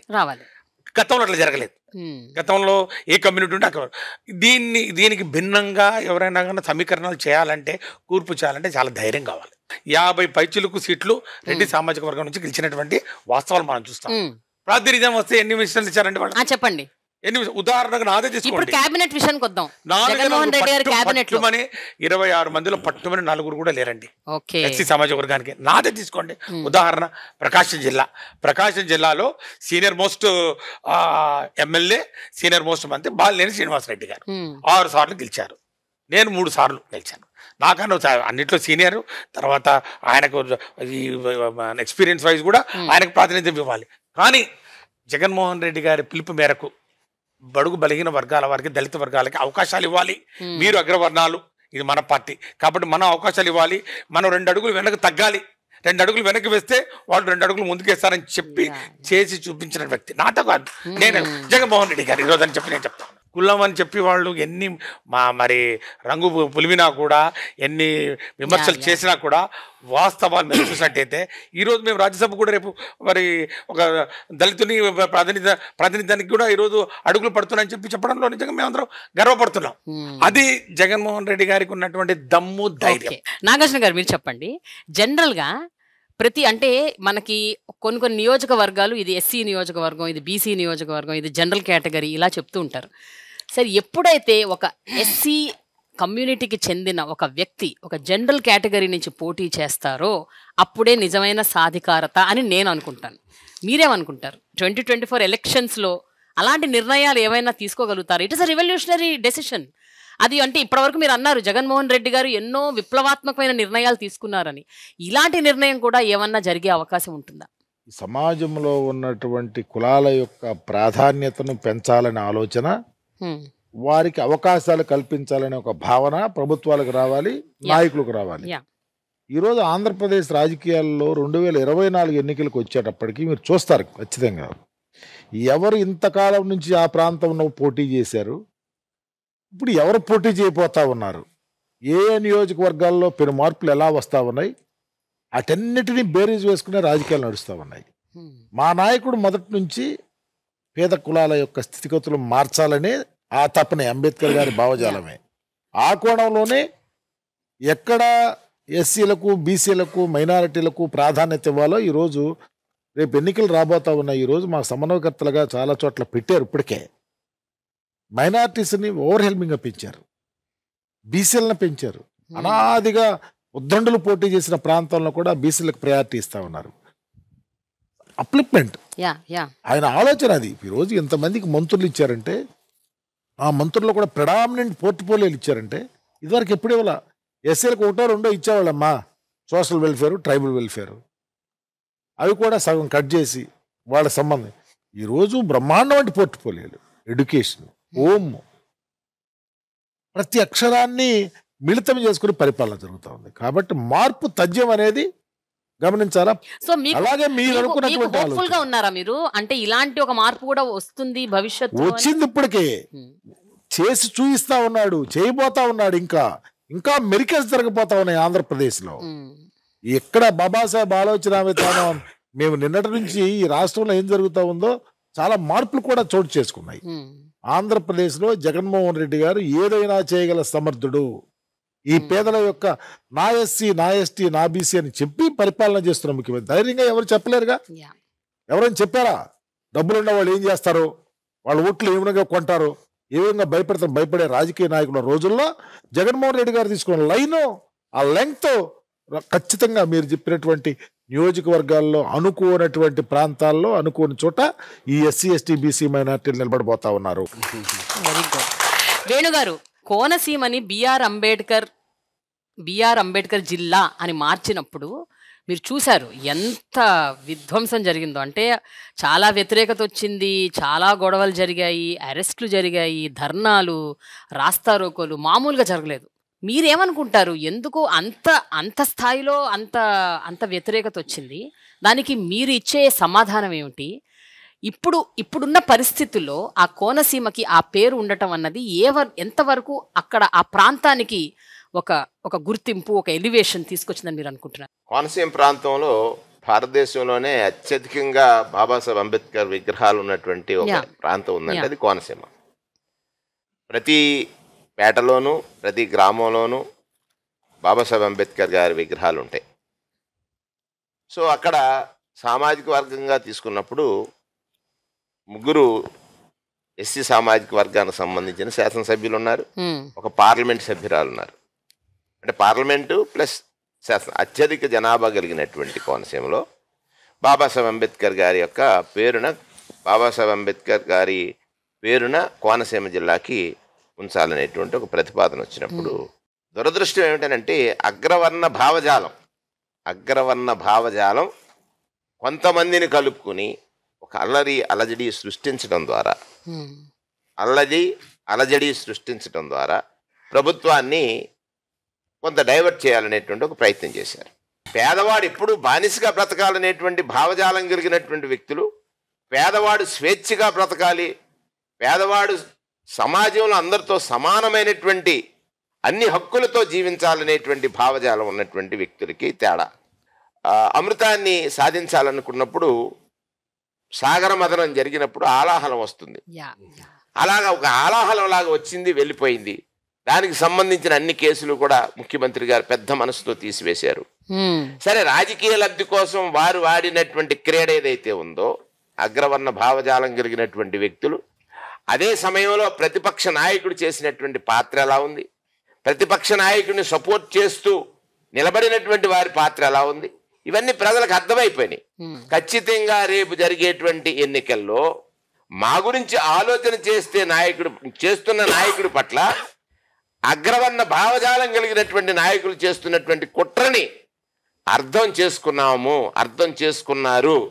ఖచ్చితంగా రేపు అక్కడ పోటీ చేసే ఏ వ్యక్తి అయినా కూడా, నేను చాలా సందర్భాలు అంటాను, ఇప్పుడు నేను ఒక బీసీ సామాజిక వర్గీయుడిని, అక్కడ పోటీ చేస్తున్నది ఎవరు? నా సామాజిక వర్గీయులు, ఎస్సీ సామాజిక వర్గీయులు, ఎస్టీ సామాజిక వర్గీయులు, మైనార్టీ సామాజిక వర్గీయులు, అన్ని వర్గాల్లో బీసీ సామాజిక వర్గీయులు. జగన్మోహన్ రెడ్డి గారికి సామాజిక వర్గం అని అంటే తన సామాజిక వర్గం కాదు, ఎస్సీ, నా ఎస్టీ, నా బీసీ, నా మైనార్టీ. అదే చంద్రబాబు నాయుడికి సామాజిక వర్గం అంటే నా కమ్మ, నా కాపు. ఇవాళ చిన్నవాడి చైతన్యం ముందు, పేదవాడి చైతన్యం ముందు, పెద్దల కలయిక ఏదైతే ఉందో దాన్ని అర్థం చేసుకునే శక్తివంతుడు పేదవాడయ్యాడు, లేకపోతే ఈ చిన్న కులాల్లో పుట్టినవాడయ్యాడు. అంతవరకు తీసుకొచ్చాడు జగన్మోహన్ రెడ్డి. అదే ఈ రోజు నిన్న జరిగినటువంటి బాబాసాహెబ్ అంబేద్కర్ గారి విగ్రహం కోనసీమలో. ఇప్పుడు ఆ బిఆర్ అంబేద్కర్ జిల్లా అని పేరుని ఎక్కడైతే గొడవలు జరిగాయో ఇప్పుడు మొత్తం సమసిపోయి ఇప్పుడు అందరూ దాన్ని మనస్ఫూర్తిగా ఆహ్వానిస్తున్నారు. ఖచ్చితంగా ఆహ్వానించక తప్పదు. రాజన్న గారు, ఉత్తరాంధ్ర ప్రాంతానికి చెందిన మీరు, ఉద్దానం ప్రాంతం గురించి మీకు తెలుసు. అక్కడ ఎంత దారుణం అంటే ఈ కిడ్నీ సమస్యతో ఇప్పటికీ ప్రజలు బాధపడుతున్నారు. ఎన్నో ప్రభుత్వాలు మేము ఏదో చేస్తాము మీకు మిమ్మల్ని ఆ పరిస్థితి నుంచి బయటపడేస్తాము, దాన్ని అరికడతాము, దానికి ఒక పరిష్కారం తీసుకొస్తామని చెప్తున్నారు. But no government has done it successfully. Even YSRCP కూడా మీరు చాలా ట్రై చేస్తున్నారు, బట్ అంత స్థాయిలో ఇంకా పూర్తి పరిష్కారం దొరకట్లేదు. మీరేమంటారండి? ఉద్దానం ప్రాంతానికి విముక్తి ఎప్పుడు? గత పాలకులు దాన్ని నిర్లక్ష్యం చేశారు. గత పాలకులు చాలామంది కూడా అక్కడ ఉద్దాన ప్రాంతంలో వాళ్ళందరూ కూడా ప్రజలు మన కళ్ళ ముందే చనిపోతున్నారు. అక్కడ వచ్చిన జబ్బులతో, అక్కడ నీటి వల్ల అందరు చనిపోతున్న ఎవరో పట్టించుకోలేదు. కానీ జగన్మోహన్ రెడ్డి గారు వచ్చినప్పటి నుంచి దాని మీద దృష్టి సారించారు. ఈ మధ్యన మరి ప్రారంభించారు, మనందరికీ తెలుసు. దాన్ని ప్రారంభించారు. అక్కడ కూడా డయాలసిస్ కార్యక్రమాలు, ఫుల్ ఫ్లెడ్జ్డ్ డాక్టర్లు కూడా నియమించడం జరిగింది. అక్కడ బహుశా ఇంత పెద్ద హాస్పిటల్ భారతదేశంలో ఇక్కడ ఉండదేమో. ఉద్దానంలో ఉన్నంత విధంగా మూత్రపిండాల కోసం అక్కడున్న ఆ ప్రాంతంలో ఉన్న పేదలందరికీ ఉపయోగపడుతుంది. దళితులు కావచ్చు, గిరిజనులు కావచ్చు, బడుగు బలహీన వర్గాలు కావచ్చు, పైసా ఖర్చు లేకుండా. ఇందులో ఖర్చు పెట్టినా వైద్యం దొరకని పరిస్థితులు. దానికోసం ఇక్కడ హైదరాబాద్ వెళ్ళాలి, లేకపోతే చెన్నై వెళ్ళాలి, లేదా బొంబాయి వెళ్ళాలనే పరిస్థితి మార్చారు ఇప్పుడు జగన్మోహన్ రెడ్డి గారు వచ్చిన తర్వాత. ఈ మధ్యన జాతికి అంకితం చేశారు కాబట్టి అన్ని కార్యక్రమాలు జరుగుతాయి. ఇంకా దానికి చేయవలసిన ఉన్నది, మీరు చెప్పేటట్టుగా చేయవలసింది చాలా ఉన్నది. చేస్తాం, మా ప్రభుత్వం దానికి సిద్ధంగా ఉంది. ముఖ్యమంత్రి గారు ఏదైతే అంకిత భావంతో చేస్తున్నారో చెప్పినవన్నీ చేస్తున్నారు, చెప్పనివి చేస్తున్నారు. అందులో వైద్యానికి విద్యకు ఇంతకు మనం అనుకున్నట్టు వైద్యానికి విద్యకి ఆయన చేసింది ఎంతంటే 10 రూపాయలు చేస్తారని చెప్పింది ఆయన 100 రూపాయలు చేస్తున్నారు. అది అంటే ఆయన 700 కోట్లు ఖర్చు పెట్టడానికి చెప్పింది 1200 కోట్లు ఖర్చు పెట్టడానికి సిద్ధపడుతున్నారు ఉద్దానం లాంటి దానికోసం. అయితే దీనికి ఇంత లిమిట్ చేసుకోవడం లేదు. విద్య విషయంలోనే, ఆరోగ్య విషయంలో నో లిమిట్ అని చెప్తున్నారు ఆయన. ఇప్పుడు ఆరోగ్య విషయంలో కూడా తండ్రిని మించిపోయిన తనయుడుగా రాజశేఖర రెడ్డి. కరెంట్ స్టేటస్ ఏంటి అంటే ఏం చెప్తారండి? ఉద్దానం విషయంలో ప్రస్తుతం పరిస్థితి ఎట్లా ఉంది? ప్రజలకి ముందు ఒక నమ్మకం కలిగించాం అసలు. ఎందుకంటే ముందు అక్కడ అవకాశమే లేదు. అక్కడ అది మేము ఇక్కడ ఉన్నాం, మూత్రపిండల వ్యాధులు చనిపోతాం అనుకున్న వాళ్ళకి నేనున్నాను అని ఒక నమ్మకాన్ని కలిగించారు జగన్ గారు. ఆ నమ్మకంతోనే ఈ రోజు అందరూ వైద్యం తీసుకుంటున్నారు.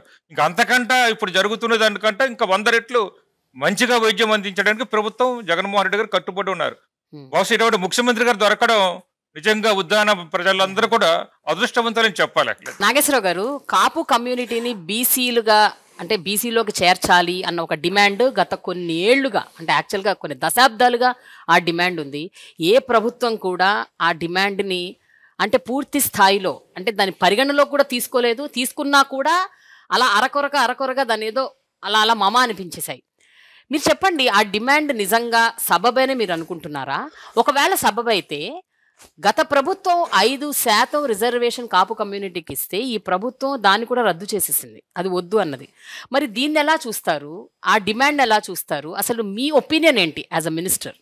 ఇది జగన్మోహన్ రెడ్డి గారు ఎలక్షన్కు ముందే ఆయన పాదయాత్రలో ఏదైతే ఈస్ట్ గోదావరిలోనే ప్రకటించారు, అది సాధ్యం కాదు, అది పార్లమెంట్కి అది ఒక కోర్టులో ఉన్న ఇష్యూ, అది మేము చేయలేమని చెప్పి ఆయన స్పష్టంగా చెప్పడం జరిగింది ఎలక్షన్కు ముందు. ఎలక్షన్కి ఏదో చెప్పి ఎలక్షన్ తర్వాత చెప్పిన మాట కాదు, ఆయన మాట మనిషి, మాటిస్తే మడం తిప్పని మనిషి. అది సాధ్యం, నాతోటి అయ్యేదైతే నేను చేసేయగలను, ఇది నా నోటితోటి అయ్యేది కాదని చెప్పి అదే చంద్రబాబు నాయుడు మాయ చేశాడు. నేను చేస్తానని చెప్పి మాయ చేసి అతని ప్రభుత్వం వచ్చాక కేవలం 5,000 కోట్లు కూడా కాపులకు ఖర్చు పెట్టలేదు. కానీ జగన్మోహన్ రెడ్డి గారు అది చెప్పి తర్వాత వచ్చిన తర్వాత కాపు కార్పొరేషన్ పెట్టి ఏదైతే కాపుల్లో ఉన్న పేదవారికి కూడా మరి పెన్షన్లన్నీ కల్పించి వేలాది కోట్లు ఖర్చు పెట్టి ఇవాళ వాళ్ళకు కూడా అన్ని పథకాలు అందేలా చేసి పేదవారిలో అందరికీ కూడా పెద్ద పేటేసింది జగన్మోహన్ రెడ్డి గారు.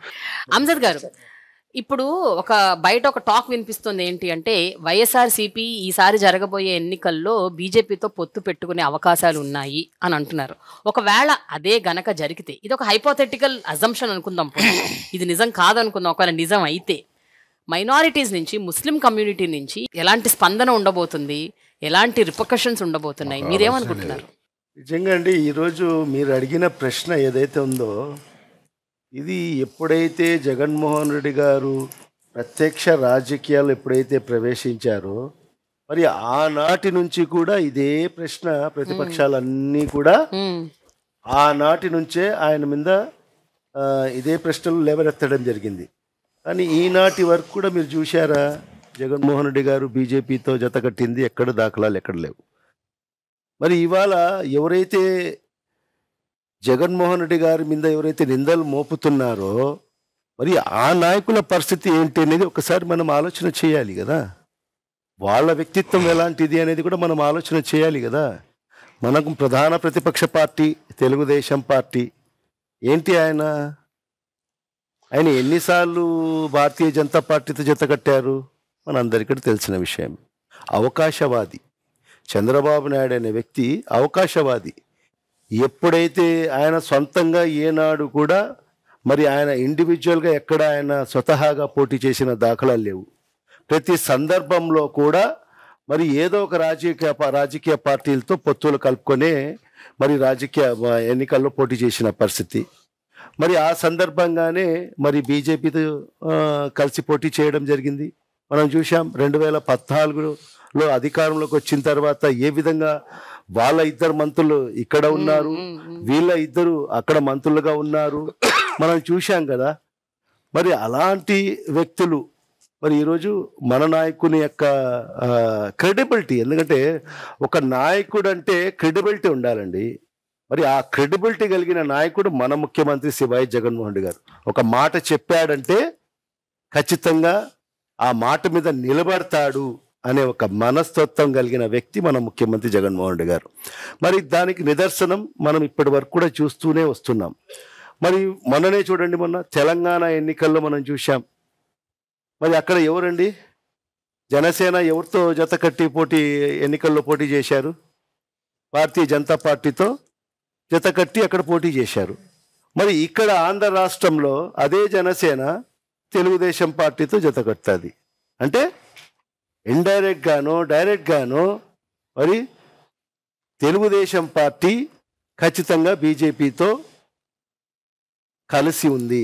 దానికి నిదర్శనం కూడా మరి పురంధరేశ్వరి గారు, మరి భారతీయ జనతా పార్టీ రాష్ట్ర అధ్యక్షులు గారు, మరి ఆమె ప్రతి సందర్భంలో కూడా ఆమె మాట్లాడిన మాటలు మనం చూస్తే, మరి ఆమె భారతీయ జనతా పార్టీ రాష్ట్ర అధ్యక్షురాలుగా ఆయన ఏ క్వశ్చన్ మాట్లాడలేదు.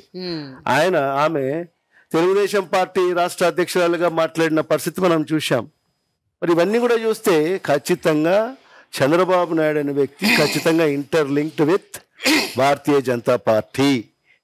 మా నాయకుడు ఒకటే మాట చెప్పారు, మేము ఎవరితో పొత్తులతో కానీ పోము. సార్ ఒక్క విషయం, రాజకీయాల అవసరాల కోసం అంటే ఇప్పుడు రాబోయే ఎన్నికల్లో ఇప్పుడు టీడీపీ జనసేన పొత్తు పెట్టుకొని 2 పార్టీలు కలిసి పోటీ చేస్తున్నాయి ఒక పార్టీకి అగేన్స్ట్గా. సో అలాంటి సందర్భంలో అవసరం అనిపిస్తే అవసరాలకు అనుగుణంగా ఒకవేళ పొత్తు పెట్టుకోవాల్సిన పరిస్థితి వస్తే, that is my question sir. లే, మా నాయకుడు స్పష్టంగా చెప్పారండి, ఎవరితో మా వైఎస్ఆర్ కాంగ్రెస్ పార్టీ ఎవరితో కూడా పొత్తు పెట్టుకోదు. మేము ఇండివిజువల్గానే పోటీ చేస్తాం. మేము ఒంటరిగానే వైఎస్ఆర్ కాంగ్రెస్ పార్టీ 175 స్థానాలలో కూడా వైఎస్ఆర్ కాంగ్రెస్ పార్టీ పోటీ చేస్తుంది. మేము ఏ రాజకీయ పార్టీలతో కూడా మా పొత్తు ఉండదు. మా పొత్తు ఈ రాష్ట్ర ప్రజలతో మా పొత్తు అని చెప్పి మా ముఖ్యమంత్రి గారు చెప్పారు. కాబట్టి మరి ఆ సందర్భంగా ప్రజలతోనే మా పొత్తు. మరి రేపు జరగబోయే ఎన్నికలు కూడా పేదల మధ్య పెత్తందారుల మధ్య జరగబోతుంది. పేదల పక్షాన ఉండే పార్టీ ఏదంటే వైఎస్ఆర్ కాంగ్రెస్ పార్టీ. మరి ఈరోజు పెత్తందారులకు కొమ్ము కాస్తున్న పార్టీ ఏదంటే తెలుగుదేశం, జనసేన, ఇతర తోక పార్టీలన్నీ కూడా ఈరోజు పెత్తందారులకు కొమ్ము కాస్తున్నారు. 2024 ఎన్నికల్లో జగన్ గారు మరొక విప్లవాత్మకమైన నిర్ణయం తీసుకున్నారు. అదేంటి అంటే స్థానిక నియోజకవర్గాల్లో ఉన్న అభ్యర్థులను మార్చడం, అంటే ట్రాన్స్ఫర్ చేయటం. ఇక్కడ ఈ నియోజకవర్గం నుంచి ఇంకో నియోజకవర్గం. మీ విషయంలో కూడా అదే జరిగింది. ప్రజలు స్థానికంగా ఉన్న ఎమ్మెల్యేలకు అలవాటు పడతారు, ఆ అభ్యర్థికి అలవాటు పడతారు. వాళ్ళతో మాట్లాడటం, వాళ్ళతో ఒక అసోసియేషన్, ఒక బాండ్ డెవలప్ అవుతుంది. అది మార్చటం వల్ల ఎలాంటి ప్రాబ్లమ్స్ ఏమైనా క్రియేట్ అయ్యే అవకాశం ఉందా? ఎస్పెషల్లీ మీ విషయం గురించి చెప్పండి, మీరేమనుకుంటున్నారు? ఒక విషయమా, ఈ పొలిటికల్ పార్టీలు రాజకీయాలు చేసే నేపథ్యంలో ఆ రాజకీయ పార్టీల అధినాయకుడి యొక్క పనితనం మీదే ఆధారపడి ఉంటాయి. ప్రాంతీయ పార్టీలు పర్టికులర్ గా జగన్మోహన్ రెడ్డి గారి బొమ్మ పెట్టుకొని మేము పోటీ చేస్తా ఉన్నాం. జగన్మోహన్ రెడ్డి గారు నన్ను వేమూరు నుంచి సంతనూతలపాడు నియోజకవర్గం మార్చారు. నేను సంతనూతలపాడుకి కొత్తవాడినైనా జగన్మోహన్ రెడ్డి గారి బొమ్మ, జగన్మోహన్ రెడ్డి గారి ఆదేశం, జగన్మోహన్ రెడ్డి గారి యొక్క కాన్సెప్ట్, జగన్మోహన్ రెడ్డి గారి పరితరం మమ్మల్ని గెలిపిస్తానికి సిద్ధంగా ఉన్నాయి. ఎందుకంటే ప్రజలను మోటివేట్ చేసుకో, పొలిటికల్ లీడర్స్ ఉంటారు ఆల్రెడీ, అక్కడ కూడా ఒక స్ట్రక్చర్ తయారై ఉంటుంది.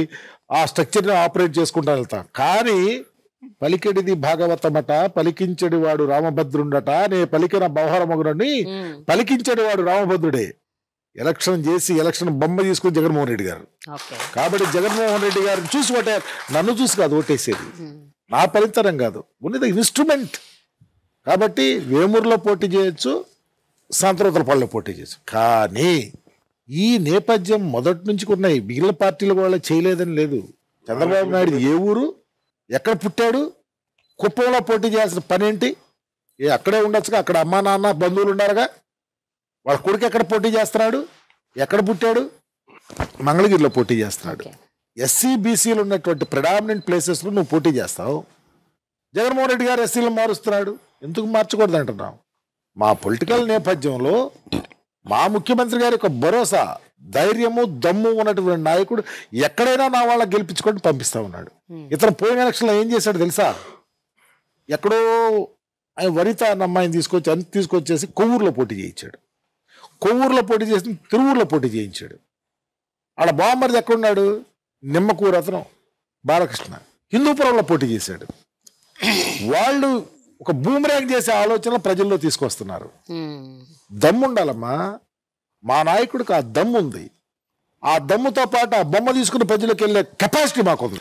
కాబట్టి మేము ఎక్కడైనా పోటీ చేస్తాక అర్హత మాకుంది, గెలిచి తీర్తాక సిద్ధంగా ఉన్నాం. అందుకని దాని గురించి పెద్ద ఆలోచన లేదు.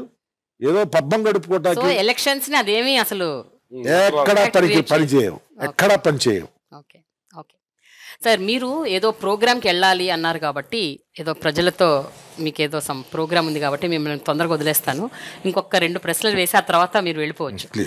గతంలో ఒక డిమాండ్ చేశారు, అదేంటి అంటే కన్వర్టెడ్ క్రిస్టియన్స్ని ఎస్సీ కమ్యూనిటీలో చేర్చాలి అన్న ఒక రిక్వెస్ట్ పెట్టుకున్నారు మీరు, అవునా? ఆ రిక్వెస్ట్ ఇప్పటికీ మీరు కట్టుబడి ఉన్నారు కదా? ఇది మీరు చెప్పండి, ఇది జెన్యూన్ గా మీరు వాళ్ళ కోసం ఆలోచించి తీసుకున్న ఒక నిర్ణయమా, లేకపోతే ఎలక్షన్స్ ని దృష్టిలో పెట్టుకొని తీసుకున్న ఒక ఎజెండా బేస్డ్?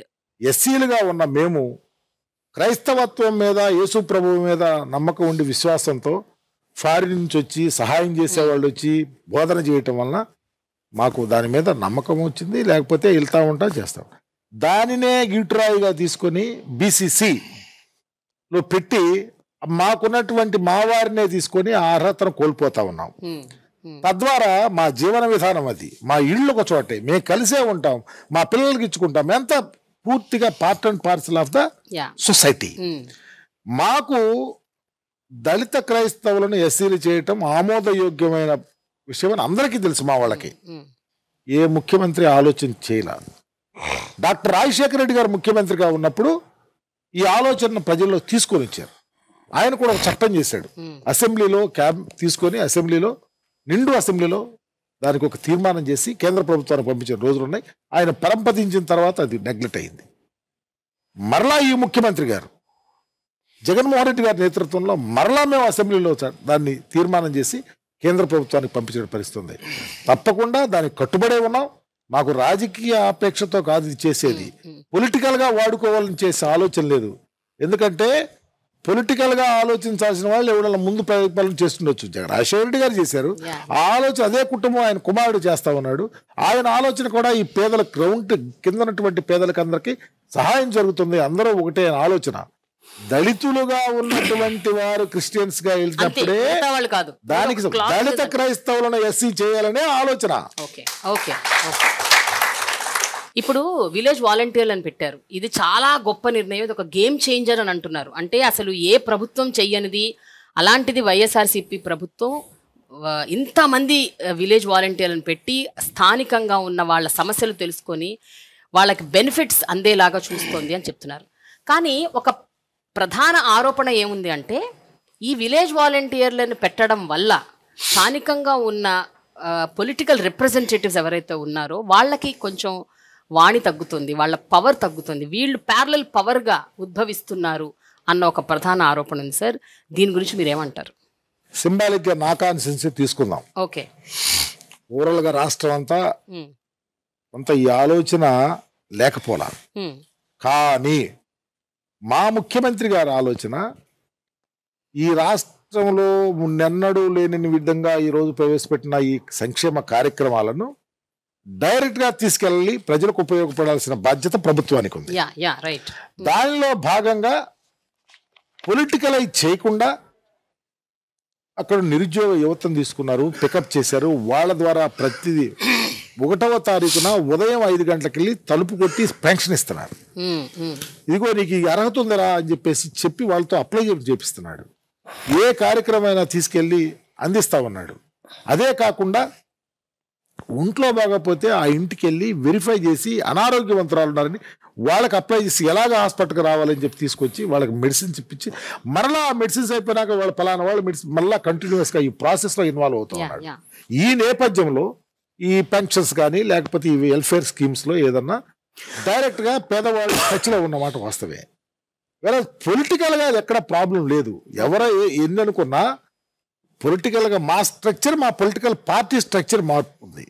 మాకు మా విలేజ్లో ఉన్నటువంటి లీడర్సు, లేకపోతే మా గృహసారథులు, లేకపోతే మా సచివాలయంలో మాకు అక్కడ ఉన్నటువంటి కన్వీనర్లు, పొలిటికల్ స్ట్రక్చర్ తయారైంది.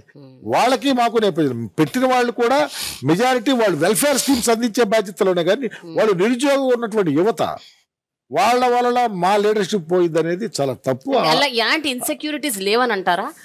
లేవు. రిప్రజెంటేటివ్స్ ఎక్కడైనా కొంచెం ఒక ఇన్సెక్యూరిటీకి గురి, అమ్మో ఏమైపోతుంది, పదవికి ఏమన్నా అవుతుందా అన్న ఒక కైండ్ ఆఫ్ ఫీలింగ్, ఒక ఇన్సెక్యూరిటీ అలా ఆలోచిస్తాగలేదు. ఎందుకంటే ప్రజల్లో ఉండేవాళ్ళు, మా నాయకులు ఎప్పుడు ప్రజల్లో ఉంటారు, ప్రజల యొక్క బాధలు వ్యతలు తెలుసుకున్న వాళ్ళు ఉన్నారు. మేము ఆలోచనలో ఉంటాం. మాకు ఒక స్ట్రక్చర్ గ్రౌండ్ లెవెల్ వరకు ఉంది, అది నడుస్తూ ఉంటుంది. దానికి వాలంటీర్కి మిళితం చేయటం అనేది చాలా తప్పు. వాలంటీర్లు మహాయజ్ఞం చేస్తా ఉన్నారు. కరోనా టైంలో ఈ స్కీములు అందించడంతో పాటు ఎవరు భర్త కోసం భార్య కూడా ఆలోచించని టైం మేము బ్రతికించాలనుకున్న రోజుల్లో ధైర్యంగా మూతికి గుడ్డ కట్టుకొని మాస్క్ వేసుకొని ప్రతి ఇంటికి వెళ్ళి టచ్ చేసి వాళ్ళని హాస్పిటల్లో చేర్చి వాళ్ళకు సిలిండర్ లేవు, గ్యాస్ లేకపోతే ఆక్సిజన్ కావాలన్నప్పుడు వెళ్ళి వాళ్లే తెచ్చి పెట్టించినటువంటి చరిత్ర రాష్ట్రంలో ఉందమ్మా. వీటన్నిటిని మానిటర్ చేసిన ముఖ్యమంత్రి గారు, ఆయన గొప్ప ఆలోచన, ఆయన విజన్ భావితరాలు కూడా ధైర్యంగా బ్రతికే అవకాశాలు కల్పించడంలో ఈ మెకానిజం అంతా ఉపయోగపడుతుంది. ఆ కాన్సెప్టే వాలంటరీ వ్యవస్థ. ఖచ్చితంగా పేదవారికి పెత్తందారికి జరిగే పోటీలో పేదవారి యొక్క శిరస్సు మీద జగన్మోహన్ రెడ్డి గారు ఉన్నాడు, పెత్తందారుల యొక్క భుజం మీద చంద్రబాబు ఉన్నాడు. వాళ్లే ఖచ్చితంగా వాళ్ళకి న్యాయ నిర్ణేతలు. దాంట్లో ఆలోచించాలి. సో మీరు అనే మాట నేను కొంచెం కంక్లూడ్ చేస్తాను. అదేంటంటే 70% జనాభా ఉన్న ఎస్సీ ఎస్టీ బీసీ మైనారిటీ కమ్యూనిటీల ఓట్లన్నీ వైఎస్ఆర్సీపీకే వస్తాయి అంటారు. ఉన్నత కులాల్లో పేదవాళ్ళు, ఉన్నత కులాల్లో రైతులు, మహిళలు అనేక మంది అర్హులు కాస్తా ఉన్నాడు జగన్మోహన్ రెడ్డి గారి పరిపాలన చూసి. మేము కులాల ప్రస్తావన రాలేదు. అన్న చెప్పినట్టు నాగార్జున గారు థ్యాంక్ యూ సో మచ్ అండి. మిమ్మల్ని వదిలేస్తున్నాను, లేకపోతే అసలు మిమ్మల్ని వదిలే ప్రసక్తే లేదు. యాక్చువల్లీ కొంతసేపు మీరు ఉండాలి, బట్ మీకు ఏదో ప్రోగ్రామ్ ఉందన్నారు కాబట్టి థ్యాంక్ యూ సో మచ్ అండి. విష్ యూ గుడ్ లక్ అండి. రాజన్న గారు మీరు చెప్పండి, గిరిజన ప్రాంతాల్లో ఏజెన్సీ ప్రాంతాల్లో ఉన్న గిరిజన ప్రజలకు అంటే ఈ ప్రభుత్వం వచ్చాక ఎన్నో జరిగాయి, ఎన్నో చేశారని చెప్తున్నారు. కానీ మీరు ఒక మినిస్టర్గా, ఒక డిప్యూటీ చీఫ్ మినిస్టర్గా మీరు ప్రౌడ్గా ఫీల్ అయిన సందర్భం ఏంటండి? ఆ ప్రాంతాల వారికి నేను అంటే ఈ హయాంలో నేను ఇది చేయగలిగాను అంటే, నేను ప్రభుత్వంతో మాట్లాడి జగన్ గారితో మాట్లాడి నేను నా ప్రాంతానికి నేను ఇది తీసుకురాగలిగాను, చేయగలిగాను అని అనుకున్న ఒక మూమెంట్ ఏంటి, ఒక ప్రౌడ్ మూమెంట్ ఏంటి? గౌరవ ముఖ్యమంత్రి గారు మేము అడగకుండానే అడిగినప్పుడే వరం ఇస్తారు ఆకాశంలో దేవతలు అని చెప్తారు. అడగక ముందే అన్ని ఇస్తున్నారు ముఖ్యమంత్రి గారు. కానీ మేము అడగవలసినవి కొన్ని ఉన్నాయి. అడగవలసిన ముఖ్యంగా ప్రతి ఒక్కరం కూడా మా ప్రాంతంలో ముందు తాగునీరు అనుకుంటాం, సాగునీరు, రోడ్లు, వంతెనలు, అవి తర్వాత భూములు. భారతదేశంలో ఎవ్వరు చెయ్యని విధంగా 3 లక్షలకు పైగా ఎకరాలు భూమి ఇచ్చారు. ఆ భూమి ఇవ్వడం అంటే మరి మేము దాంట్లో పెరిచేసినాం. మాకు పిలిచి చెప్పేది ఏది అడిగినా అడగకపోయినా గౌరవ ముఖ్యమంత్రి కలిసేటప్పుడు అటవీ భూములు అందరికి అందుతున్నవి లేదా, మళ్ళీ తయారు చేస్తున్నారు లేదా అడుగుతారు. చంద్రబాబు నాయుడు పరిపాలన మనం చూసాం. ఆయన పరిపాలన మొత్తం మీద కలిపి కేవలం 17,000 మందికి 44 ఎకరాలే ఇచ్చారు ఆయనది. కానీ జగన్మోహన్ రెడ్డికి 3 లక్షల ఎకరాలకు పైగా సుమారు 2 లక్షల మందికి ఇచ్చారు. అది గర్వించదగిన విషయం. అంతే నిత్యం నేను మా ఐటీడీ ప్రాజెక్ట్ ఆఫీసర్తో, ఫారెస్ట్ అధికారులతోనూ, జిల్లా కలెక్టర్ గారితో మాట్లాడి చేస్తున్నాం. అలాగే మాకు రోడ్లు కావాలి. ఇప్పుడు ఉదాహరణకు ఒక్క సాలూరు నియోజకవర్గం తీసుకుంటే మీకు ఎక్కడ జరుగుతున్నావో లేదో నాకు తెలియదు, కానీ ముఖ్యమంత్రి గారిని అడిగిన తర్వాత ఒక్క సాలూరు నియోజకవర్గంలోనూ నాకు ఇప్పుడు 11 రోడ్లు, పెద్ద పెద్ద రోడ్లు, 11 కోట్లు, 10 కోట్లు, 15 కోట్ల రూపాయలతో కొండల మీద జరుగుతున్నాయి. ఇదే గత ప్రభుత్వం తీసుకోండి. నా నియోజకవర్గం పేరే సాలూరు. ఆ సాలూరు మండలం అనేది పూర్తిగా గిరిజనుల మండలం.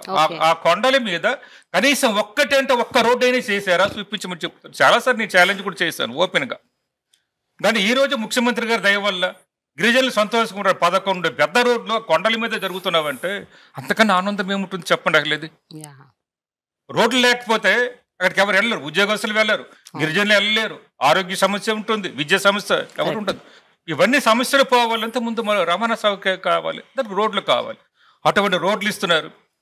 సామాజిక హోదా కల్పించడానికి జీవన కోసం, బతుకు తెరువు కోసం భూములు ఇస్తున్నారు. ఆయన నా దేశంలో ఎక్కువ భూములు అనమాట. అట్లేదు భూమి ఇచ్చారు, దానికి రైతు భరోసా ఇచ్చారు, భూములు సాగు చేయిస్తున్నారు.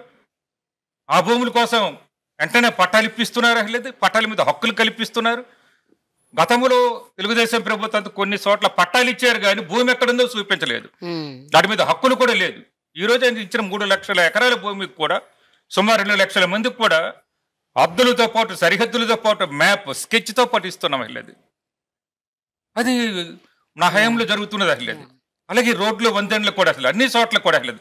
ఒక్క సాలూరు నియోజకవర్గం ఉదాహరణకు మీకు చెప్పాను, కానీ అన్ని నియోజకవర్గం దగ్గర జరుగుతున్నది. వాళ్ళు చెప్తుంటారు అభివృద్ధి లేదని. నేను రమ్మని చెప్తుంటాను. నేను రండి నాతో మాట్లాడండి, ఎక్కడ విజయవాడలో మాట్లాడదామా, విజయనగరంలో మాట్లాడదామా, రమ్మంటుంటారు.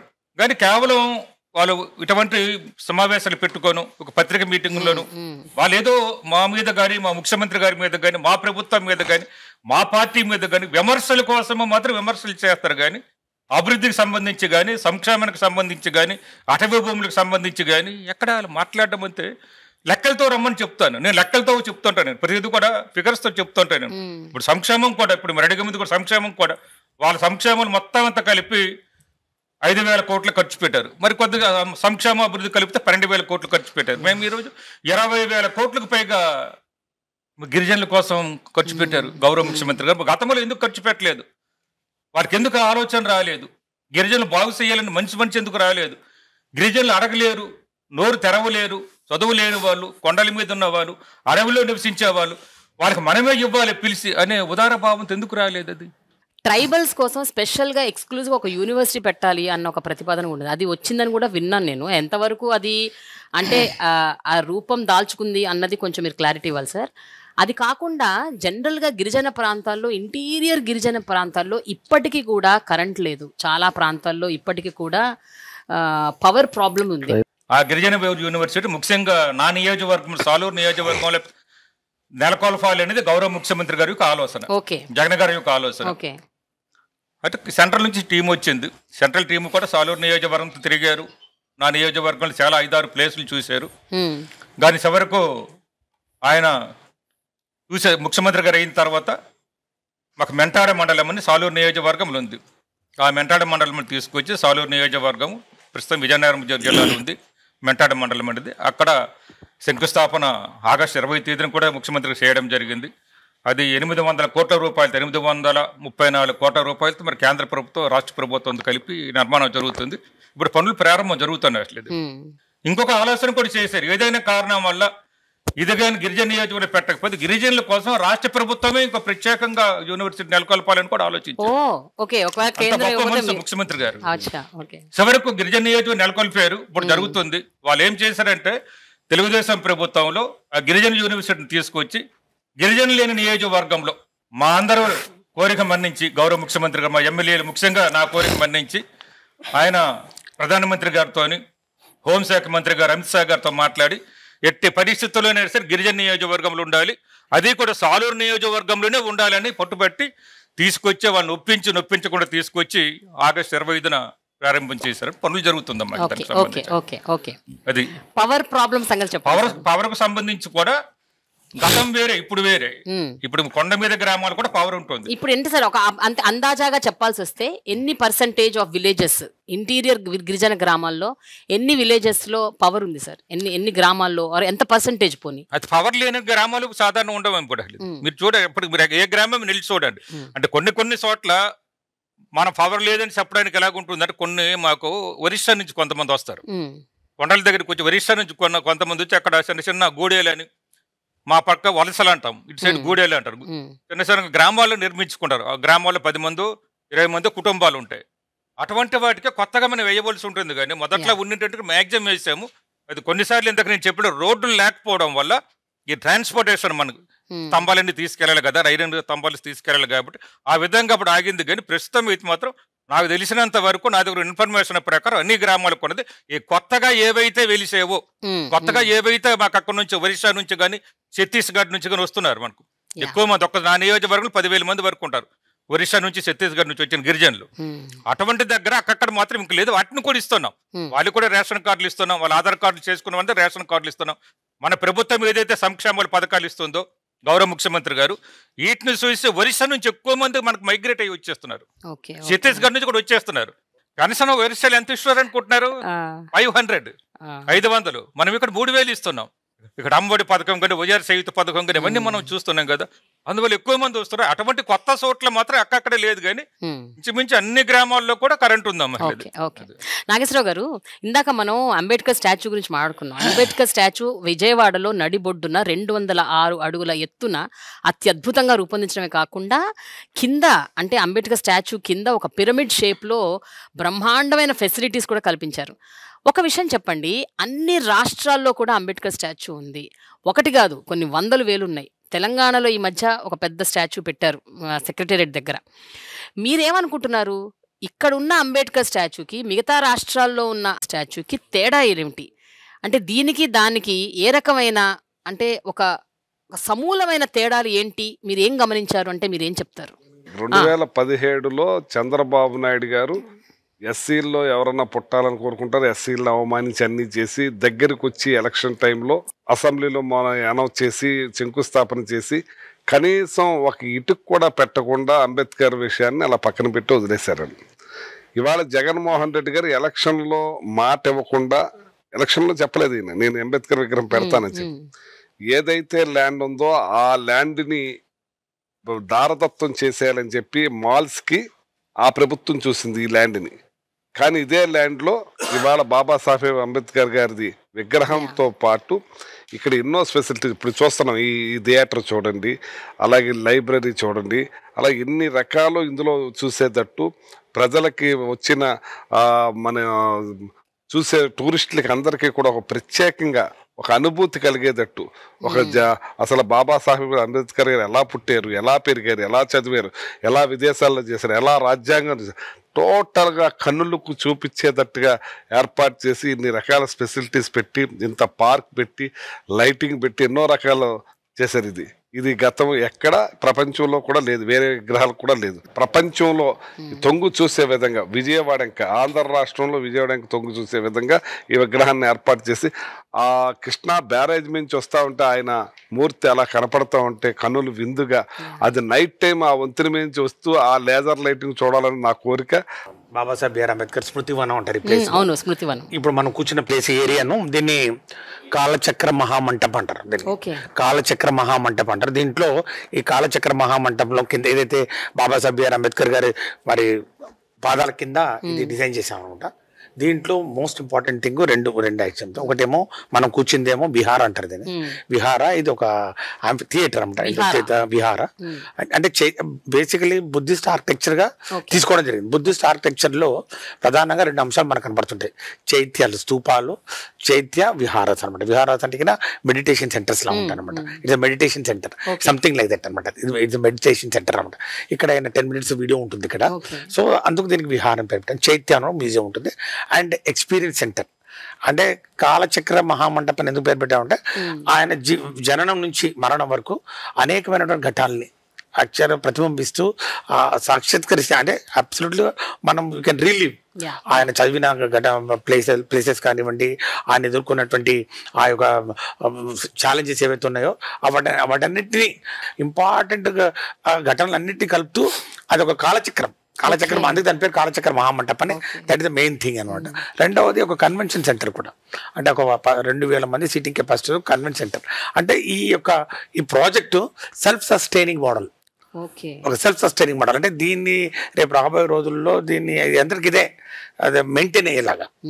సో అందుకు ఎక్కువ ఆల్మోస్ట్ 400 crores పైగా ఖర్చు పెట్టడం జరిగింది. దాని మీద కూడా సోషల్ మీడియాలో ఏదో రాస్తా ఉన్నారంట జరిగిందని. ఇన్ఫాక్ట్ దాని వాల్యూ ఇంకా మచ్ మోర్ దాన్ దట్.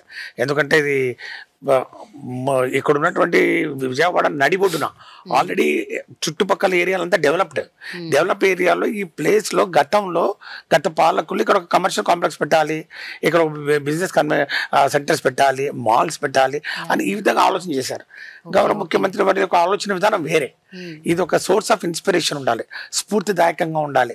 ఆయన యొక్క ఆలోచనలు, ఆయన యొక్క భావజాలాన్ని ఏ విధంగా ప్రభుత్వం ముందుకు తీసుకుపోతా ఉందనడానికి నిదర్శనంగా, నిలువెత్తు సాక్ష్యంగా ఈ యొక్క విగ్రహం నిలబడాలని చెప్పి దీనికి స్టాచ్యూ ఆఫ్ సోషల్ జస్టిస్ అని పేరు పెట్టి ఈ యొక్క ఆయన నిన్న మాట్లాడుతూ కూడా అన్నారు కదా, స్టాచ్యూ ఆఫ్ లిబర్టీ గురించి మాట్లాడుకుంటాము న్యూయార్క్ లో, మళ్ళీ దీని గురించే మాట్లాడుకుంటామని ప్రపంచవ్యాప్తంగా. ఆల్మోస్ట్ ఒక 500 tons of steel and bronze దీని టోటలీ మేడ్ ఇన్ ఇండియా. మంచి మరి నిపుణులు ఎవరైతే ఉన్నారో వాళ్ళందరినీ దేశం అంతటా వెతికి వాళ్ళని పట్టుకొని వాళ్ళ ద్వారా ఈ విగ్రహం తయారు చేసుకోవడం జరిగింది. ఈ ఆర్కిటెక్చర్ కూడా మీరు ఒకసారి గమనిస్తే అంత బుద్ధిస్ట్ ఆర్కిటెక్చర్, శాండ్ స్టోన్ తోటి నిర్మాణం చేయడం జరిగింది. వేణుగారు, ఇప్పుడు బీహార్లో ఈ మధ్య ఒక క్యాస్ట్ సర్వే జరిగింది. ఆ క్యాస్ట్ సర్వేలో ఆల్మోస్ట్ 63% ఓబీసీలు, ఈబీసీలు ఉన్నారని తేలింది. ఆంధ్రప్రదేశ్లో కూడా ఏదో అట్లాంటిది ఒకటి చేశారు అని విన్నాను, correct me if I'm wrong. But ఒకవేళ అలాంటి చేసుంటే ఇక్కడ ఎలాంటి అవుట్కమ్ వచ్చింది, మీరేం గమనించారు? అండ్ ఈసారి జరగబోతున్న ఎన్నికల్లో ఇది ఏ రకంగా ఇన్ఫ్లుయెన్స్ చేస్తుంది అనుకుంటున్నారు? అంటే ఈ క్యాస్ట్ సర్వే అన్నది how is it going to influence the vote of YSRCP? నిన్ననే ప్రారంభించామమ్మా. యాక్చువల్గా ఏప్రిల్ 11 మహాత్మా జ్యోతిరావు పూలే గారి జన్మదినం రోజున అనౌన్స్ చేశాం. లాస్ట్ ఇయర్ అనౌన్స్ చేశారు. ఓకే. బీహార్ ఏ మోడల్లో చేస్తుంది, బీహార్లో ఏ విధమైనటువంటి అడ్డంకులు కల్పించారు, కోర్ట్స్లో ఎట్లా వాళ్ళు ఛాలెంజ్ చేశారు, ఎవ్రీథింగ్ మేము చాలా క్లోజ్గా మానిటర్ చేసి లాస్ట్ క్యాబినెట్లో నిర్ణయం చేయటం జరిగింది. నిన్న ఏదైతే సామాజిక న్యాయ రూపశిల్పం ప్రారంభమైందో నిన్న నుంచే క్యాస్ట్ సర్వే స్టార్ట్ అయింది. ఓకే, ఆ రకంగా కూడా నివాళి ఇచ్చామని చెప్పాను ఇంతకు ముందు ఓకే, నేను. ఓకే. సో ఇక్కడ ఇది చాలా సున్నితమైనటువంటి కోరిక, పర్టికులర్ గా బీసీఎస్కి. 1951 నుంచి ప్రతి 10 సంవత్సరాలకి జనగణన జరుగుతుంది. 21లో జరగాలి, జరగలేదు, పోస్ట్ పోన్ అయింది. ఆ సందర్భంలో మేము శాసనసభలో ఒక సుదీర్ఘమైన చర్చ చేసి జనగణన జరిగే సందర్భంలో కులగణన కూడా చేర్చాలి అనేటువంటి ఒక డిమాండ్ ఉంది రాష్ట్ర వ్యాప్తంగా, పర్టికులర్ గా బీసీస్ లో. దాన్ని మీరు దానిలో చేర్చండి అనేటువంటి దాన్ని చేరుస్తూ ఒక తీర్మానాన్ని ప్రవేశపెట్టి ఏకగ్రీవంగా శాసనసభలో ఆమోదించి కేంద్రానికి పంపించాం. జగన్మోహన్ రెడ్డి గారు ఈ దేశంలో అనేక మంది సంస్కర్తల సమ్మేళనం అంటే మిళితమైనటువంటి ఒక సంస్కర్తగా మారాడు జగన్ గారు అని నేను అంటాను. వారు ఈ బీసీల యొక్క కోరికని తీర్చడం కోసం కులగణన చేపట్టాలనేటువంటిది, ఇది ఓట్ల కోసం కాదు. కానీ మీరు నిన్ననే స్టార్ట్ చేశారు. ఎలక్షన్స్ కరెక్ట్ గా ఇంకొక 1.5-2 months లోనే ఉన్నాయి. అదే నేను అన్నాను. ఇప్పుడు సంస్కర్తని ఎందుకన్నానంటే సచివాలయ వ్యవస్థ ఓ సంస్కరణ కదా, వాలంటీర్ వ్యవస్థ ఓ సంస్కరణ కదా, జిల్లాల విభజన, ఇవాళ అధునాతనమైనటువంటి టెక్నాలజీ దాన్ని వినియోగించుకుని ఇది కరెక్ట్ గా 10 నుంచి 15 రోజులు లేకపోతే ఈ మంత్ అండి ఫిబ్రవరి మంత్ 15th ఆ రేంజ్ కి టోటల్ గా కులగణన జరిగిపోద్ది, ఏ మాత్రం డౌట్ లేదు. అందులో అదే కదా ఆయనకున్నటువంటి గొప్పతనం. అది ఖచ్చితంగా ఈ కులగణన జరగటం వల్ల చాలా మందిలో ఉన్నటువంటి అపోహలు, పర్టికులర్ గా ఆయన ఆలోచన ఏమిటి, ఈ రాష్ట్రంలో ఇంకా కొన్ని కులాలకి విద్య అందక, ఇంకా కొన్ని కులాలకి ఆరోగ్యపరమైనటువంటి అంశాలు తెలియక, ఆరోగ్యం ఎక్కడ రక్షించుకోవాలని తెలియక, ఇప్పుడే ఈ మధ్యలో చూడండి ఆరోగ్య సురక్ష పెట్టాడు, జబ్బుని జల్లెడ అంటాం కదా మనం, ధాన్యం జల్లించే జల్లెడేసి పెట్టేశాడు. అసలు ఆ గ్రామంలో ఎవరికి క్యాన్సర్ ఉంది, ఎవరికి పరాలసిస్ ఉంది, ఎవరికి ఏ రకమైన దీర్ఘకాలికమైనటువంటి జబ్బు ఉంది అనేటువంటి పట్టేశాడు. అది సంస్కరణకు వచ్చేటువంటి ఆలోచనలే. ఈ జగనన్న ఆరోగ్య సురక్ష అనేటువంటి కార్యక్రమం సామాన్యమైందా? అది ఆ బిడ్డలు తెలుసుకోలేకపోతున్నారు. తండ్రికి ఏ జబ్బు ఉందో తెలుసుకోవడానికి బద్దకించే పిల్లలు ఉన్నారు తప్ప పెద్ద కొడుకుగా ఇతను మారి ఇవాళ అది తెలుసుకున్నటువంటి పరిస్థితి వచ్చింది. 50 ఏళ్లకు ఒక వాలంటీర్ ఉన్న తర్వాత అక్కడ ఎవరు ఏ కులస్తులు ఉన్నారనేటువంటి విషయాన్ని తెలుసుకోవడం అనేది చాలా ఈజీ ప్రక్రియగా మారింది కనుక ఖచ్చితంగా ఇచ్చిన మాట. ఇది కులగణన అనేటువంటిది కేవలం కబుర్లకి, మాటలకి, పత్రికలకి, ప్రకటనలకి సరిపోయింది తప్ప అమలు చేసి చూపించగల సత్తా ఉన్నటువంటి నాయకుడిగా జగన్మోహన్ రెడ్డి గారు కులగణన ప్రత్యేకంగా బీసీలు అంటే ఇక్కడ సమగ్ర కులగణన, కేవలం ఒక సామాజిక వర్గాన్ని సంతృప్తిపరిచి ఓట్లు తీసుకునేటువంటి కులగణన కాదు ఇది.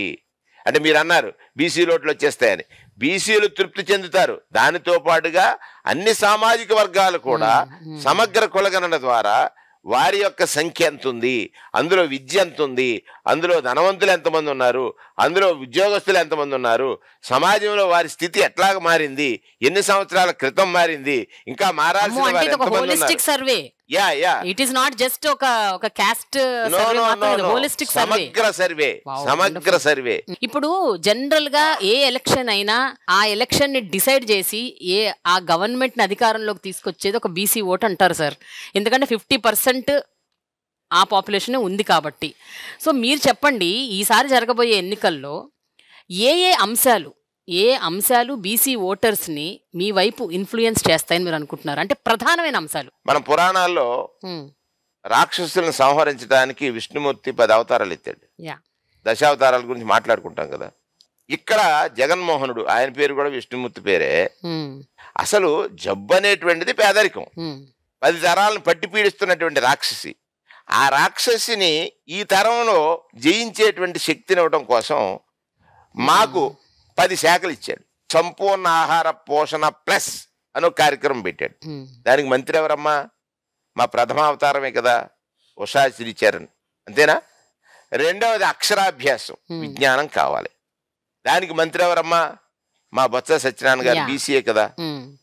మూడవది ఆహారం అవసరం, బొవ్వ, ఇదిగో ఇక్కడ ఉన్నారు కదా నాగేశ్వరరావు గారు, ఆయన సివిల్ సప్లైస్ మినిస్టర్. మాకు బలం అవసరం, 4వ వాడు మా అప్పలరాజు గారు చేపలు, మాంసం, కోడిగుడ్లు, పాలు అన్నిటికీ మంత్రి ఆయన.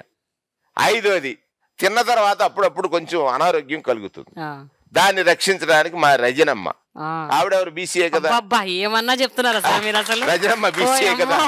6వది మాకు భూమి లేదు, మాకు ఎక్కడో చోట ఇప్పుడు కొన్ని లక్షలాది ఎకరాల భూమిని పంచారు, ఇళ్ల స్థలం లేదు. ఈ భూమి మీద పుట్టాడు తప్ప తనకంటూ గజం భూమి లేని వాడికి 73 సెంట్లు అంటే 73 గజాల భూమిని ఇచ్చేటువంటి అవతారం ఎవరు? ధర్మాన ప్రసాదరావు గారు. 6వ అవతారం.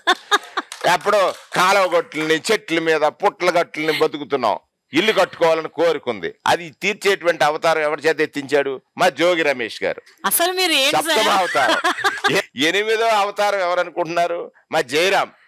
ఇది ఇన్సూరెన్స్, మా జీవితాలకు భద్రత ఇచ్చే ఇన్సూరెన్స్. మాకు కూడా రాజకీయాల్లోకి రావాలి. రాజకీయాల్లో ప్రథమ పాఠశాల ఏమిటి? పంచాయతీరాజ్. అంతే కదా, ఎవడైనా వార్డు మెంబర్ అవుతాడు, లేకపోతే సర్పంచ్ అవుతాడు, లేకపోతే ఎంపీటీసీ అవుతాడు. అది 9వ అవతారం. 9 అవతారాల ఎత్తిన తర్వాత మొత్తం ఈ రాష్ట్రంలో 2,58,000 కోట్ల రూపాయలు పంపిణీ చేస్తున్నారు కదా సంక్షేమం. అందులో సుమారుగా బీసీలకి 1,78,000, 1,80,000 కోట్లు పంపిణీ చేసేటువంటి కలికి. లాస్ట్ అవతారం ఏంటి? 10 అవతారాల్లో కలికి, అది నేనే. 10వ అవతారం. 2 అవతారాలు ఎత్తించాడు.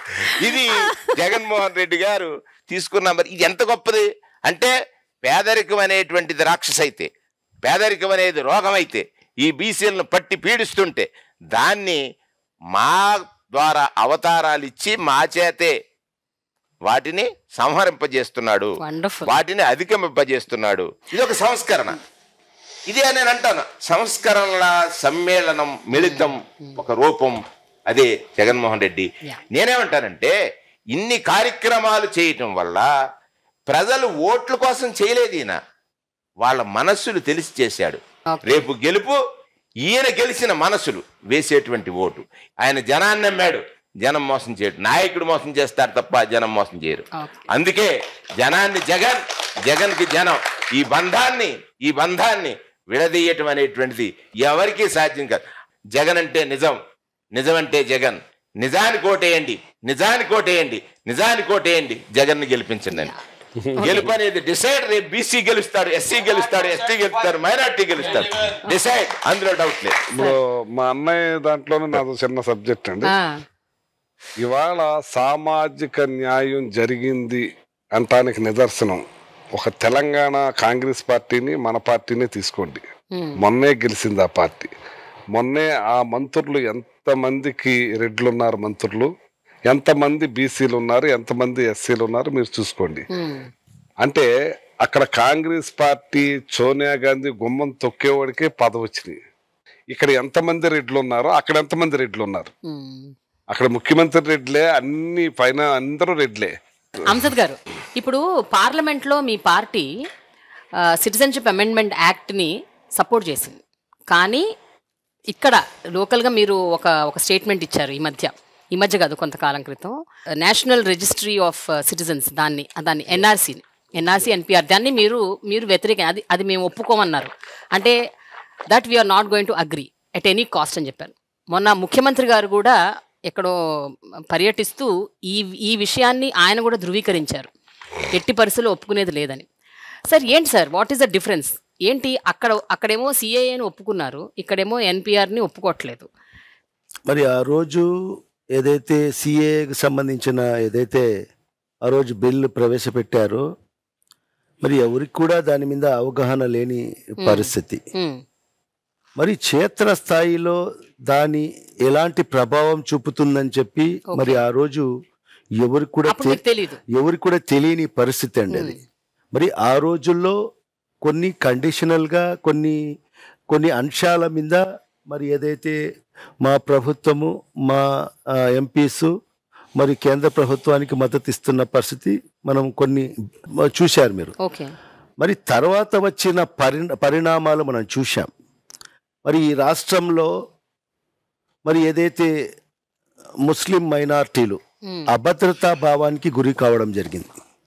మరి ఏదైతే ఈ చట్టం అమల్లోకి వస్తే, మరి ఎన్పిఆర్ అనేది వస్తే, మరి ఏదో జరగబోతుంది, మనకి ఈ దేశం నుంచి మాకు వెలివేసే పరిస్థితి వస్తుంది, మరి అవన్నీ కూడా ఒక అభద్రతా భావానికి, మరి ఈ సమాజం అంతా కూడా మరి అభద్రతా భావానికి గురి కావడం జరిగింది.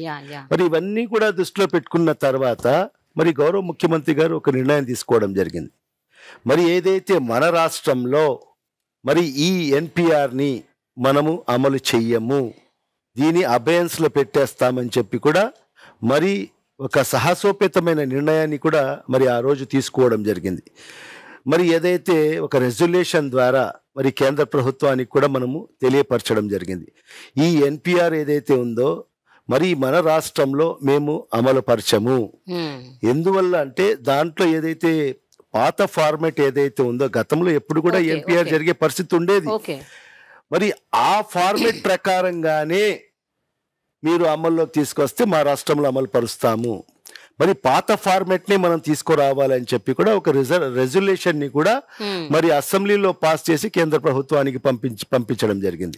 మరి మైనారిటీస్ వెల్ఫేర్ మినిస్టర్ గా మీరు ఏ విషయంలో చాలా సంతృప్తి చెందారండి? ఇప్పటికీ కూడా చాలా ముస్లిం యూత్, ముస్లిం విమెన్ ఇంకా చాలా మంది ఎడ్యుకేషన్ వైపు వెళ్ళట్లేదు, ఇంకా చాలా మంది ఇంకా అణగారిన బతుకులే బతుకుతున్నారు. ఎస్సీ ఎస్టీ బీసీ కమ్యూనిటీల వాళ్ళకి వచ్చిన బెనిఫిట్స్ కావచ్చు, లేకపోతే వాళ్ళు ఇప్పుడు అనుభవిస్తున్న ఒక లైఫ్ స్టైల్ కూడా కొన్ని ముస్లిం కమ్యూనిటీస్ అనుభవించలేకపోతున్నారు. They are still backward. మీరు ఏమంటారు సార్? మీరు ఒక మంత్రిగా ఎంతవరకు మీరు చేయగలిగారు వాళ్ళ కోసం? ఏమేం చేయగలిగారని మీరు అనుకుంటున్నారు? నిజంగా అండి, ఇప్పుడు మీరు చెప్పినది వాస్తవము. ఎందుకంటే ఈ దేశానికి స్వాతంత్రం వచ్చి 76 సంవత్సరాలు. ఈ 76 సంవత్సరాలలో మరీ ముఖ్యంగా నేను as a minister for minority welfare, ఎందుకంటే నేను ఆ శాఖకు ప్రాతినిధ్యం వహిస్తున్నాను కాబట్టి మైనారిటీల గురించే మాట్లాడతాను కాబట్టి, మరి ఈ 76 సంవత్సరాలలో కూడా మరి అనేక ప్రభుత్వాలు వచ్చాయి. మరి ఏ ప్రభుత్వాలు కూడా వీళ్లకు ఒక ఓటు బ్యాంకుగా మాత్రమే వినియోగించుకున్న పరిస్థితులండి. మరి ఎప్పుడైతే ఎన్నికలు వస్తాయో మరి అప్పుడే ఈ మైనారిటీలు గుర్తుకొస్తారు. మరి వాళ్ళ అవసరం తీరిపోయిన తర్వాత, అధికారంలోకి వచ్చిన తర్వాత వీళ్ళను పూర్తిగా విస్మరించిన పరిస్థితి మనం చూసాం.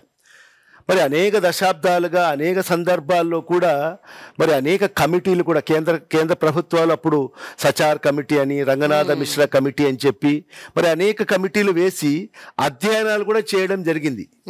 మరి వాళ్ళ అధ్యయనాలు చేసినప్పుడు కూడా స్పష్టంగా మీరు ఏదైతే చెప్పారో మరి ఎస్సీ ఎస్టీల కన్నా దుర్భరమైన జీవితాన్ని గడుపుతున్న వాళ్ళు మైనారిటీలు అని చెప్పి కూడా వాళ్ళు తేట తెల్లం చేయడం జరిగింది. కానీ ఆనాడు ఏ ప్రభుత్వాలు కూడా ఆ ఏదైతే రిపోర్ట్స్ ని బేస్ చేసుకొని మరి అడుగుల ముందుకు వేసిన పరిస్థితి లేదు. మీరు ఎక్కడైనా వెళ్ళండి, ఒక చిన్న ఏదైతే టీ కొట్టు కాడికి వెళ్ళండి, ఎవరుంటారు అక్కడ పనిచేసే చిన్నపిల్లలు ఎవరుంటారు?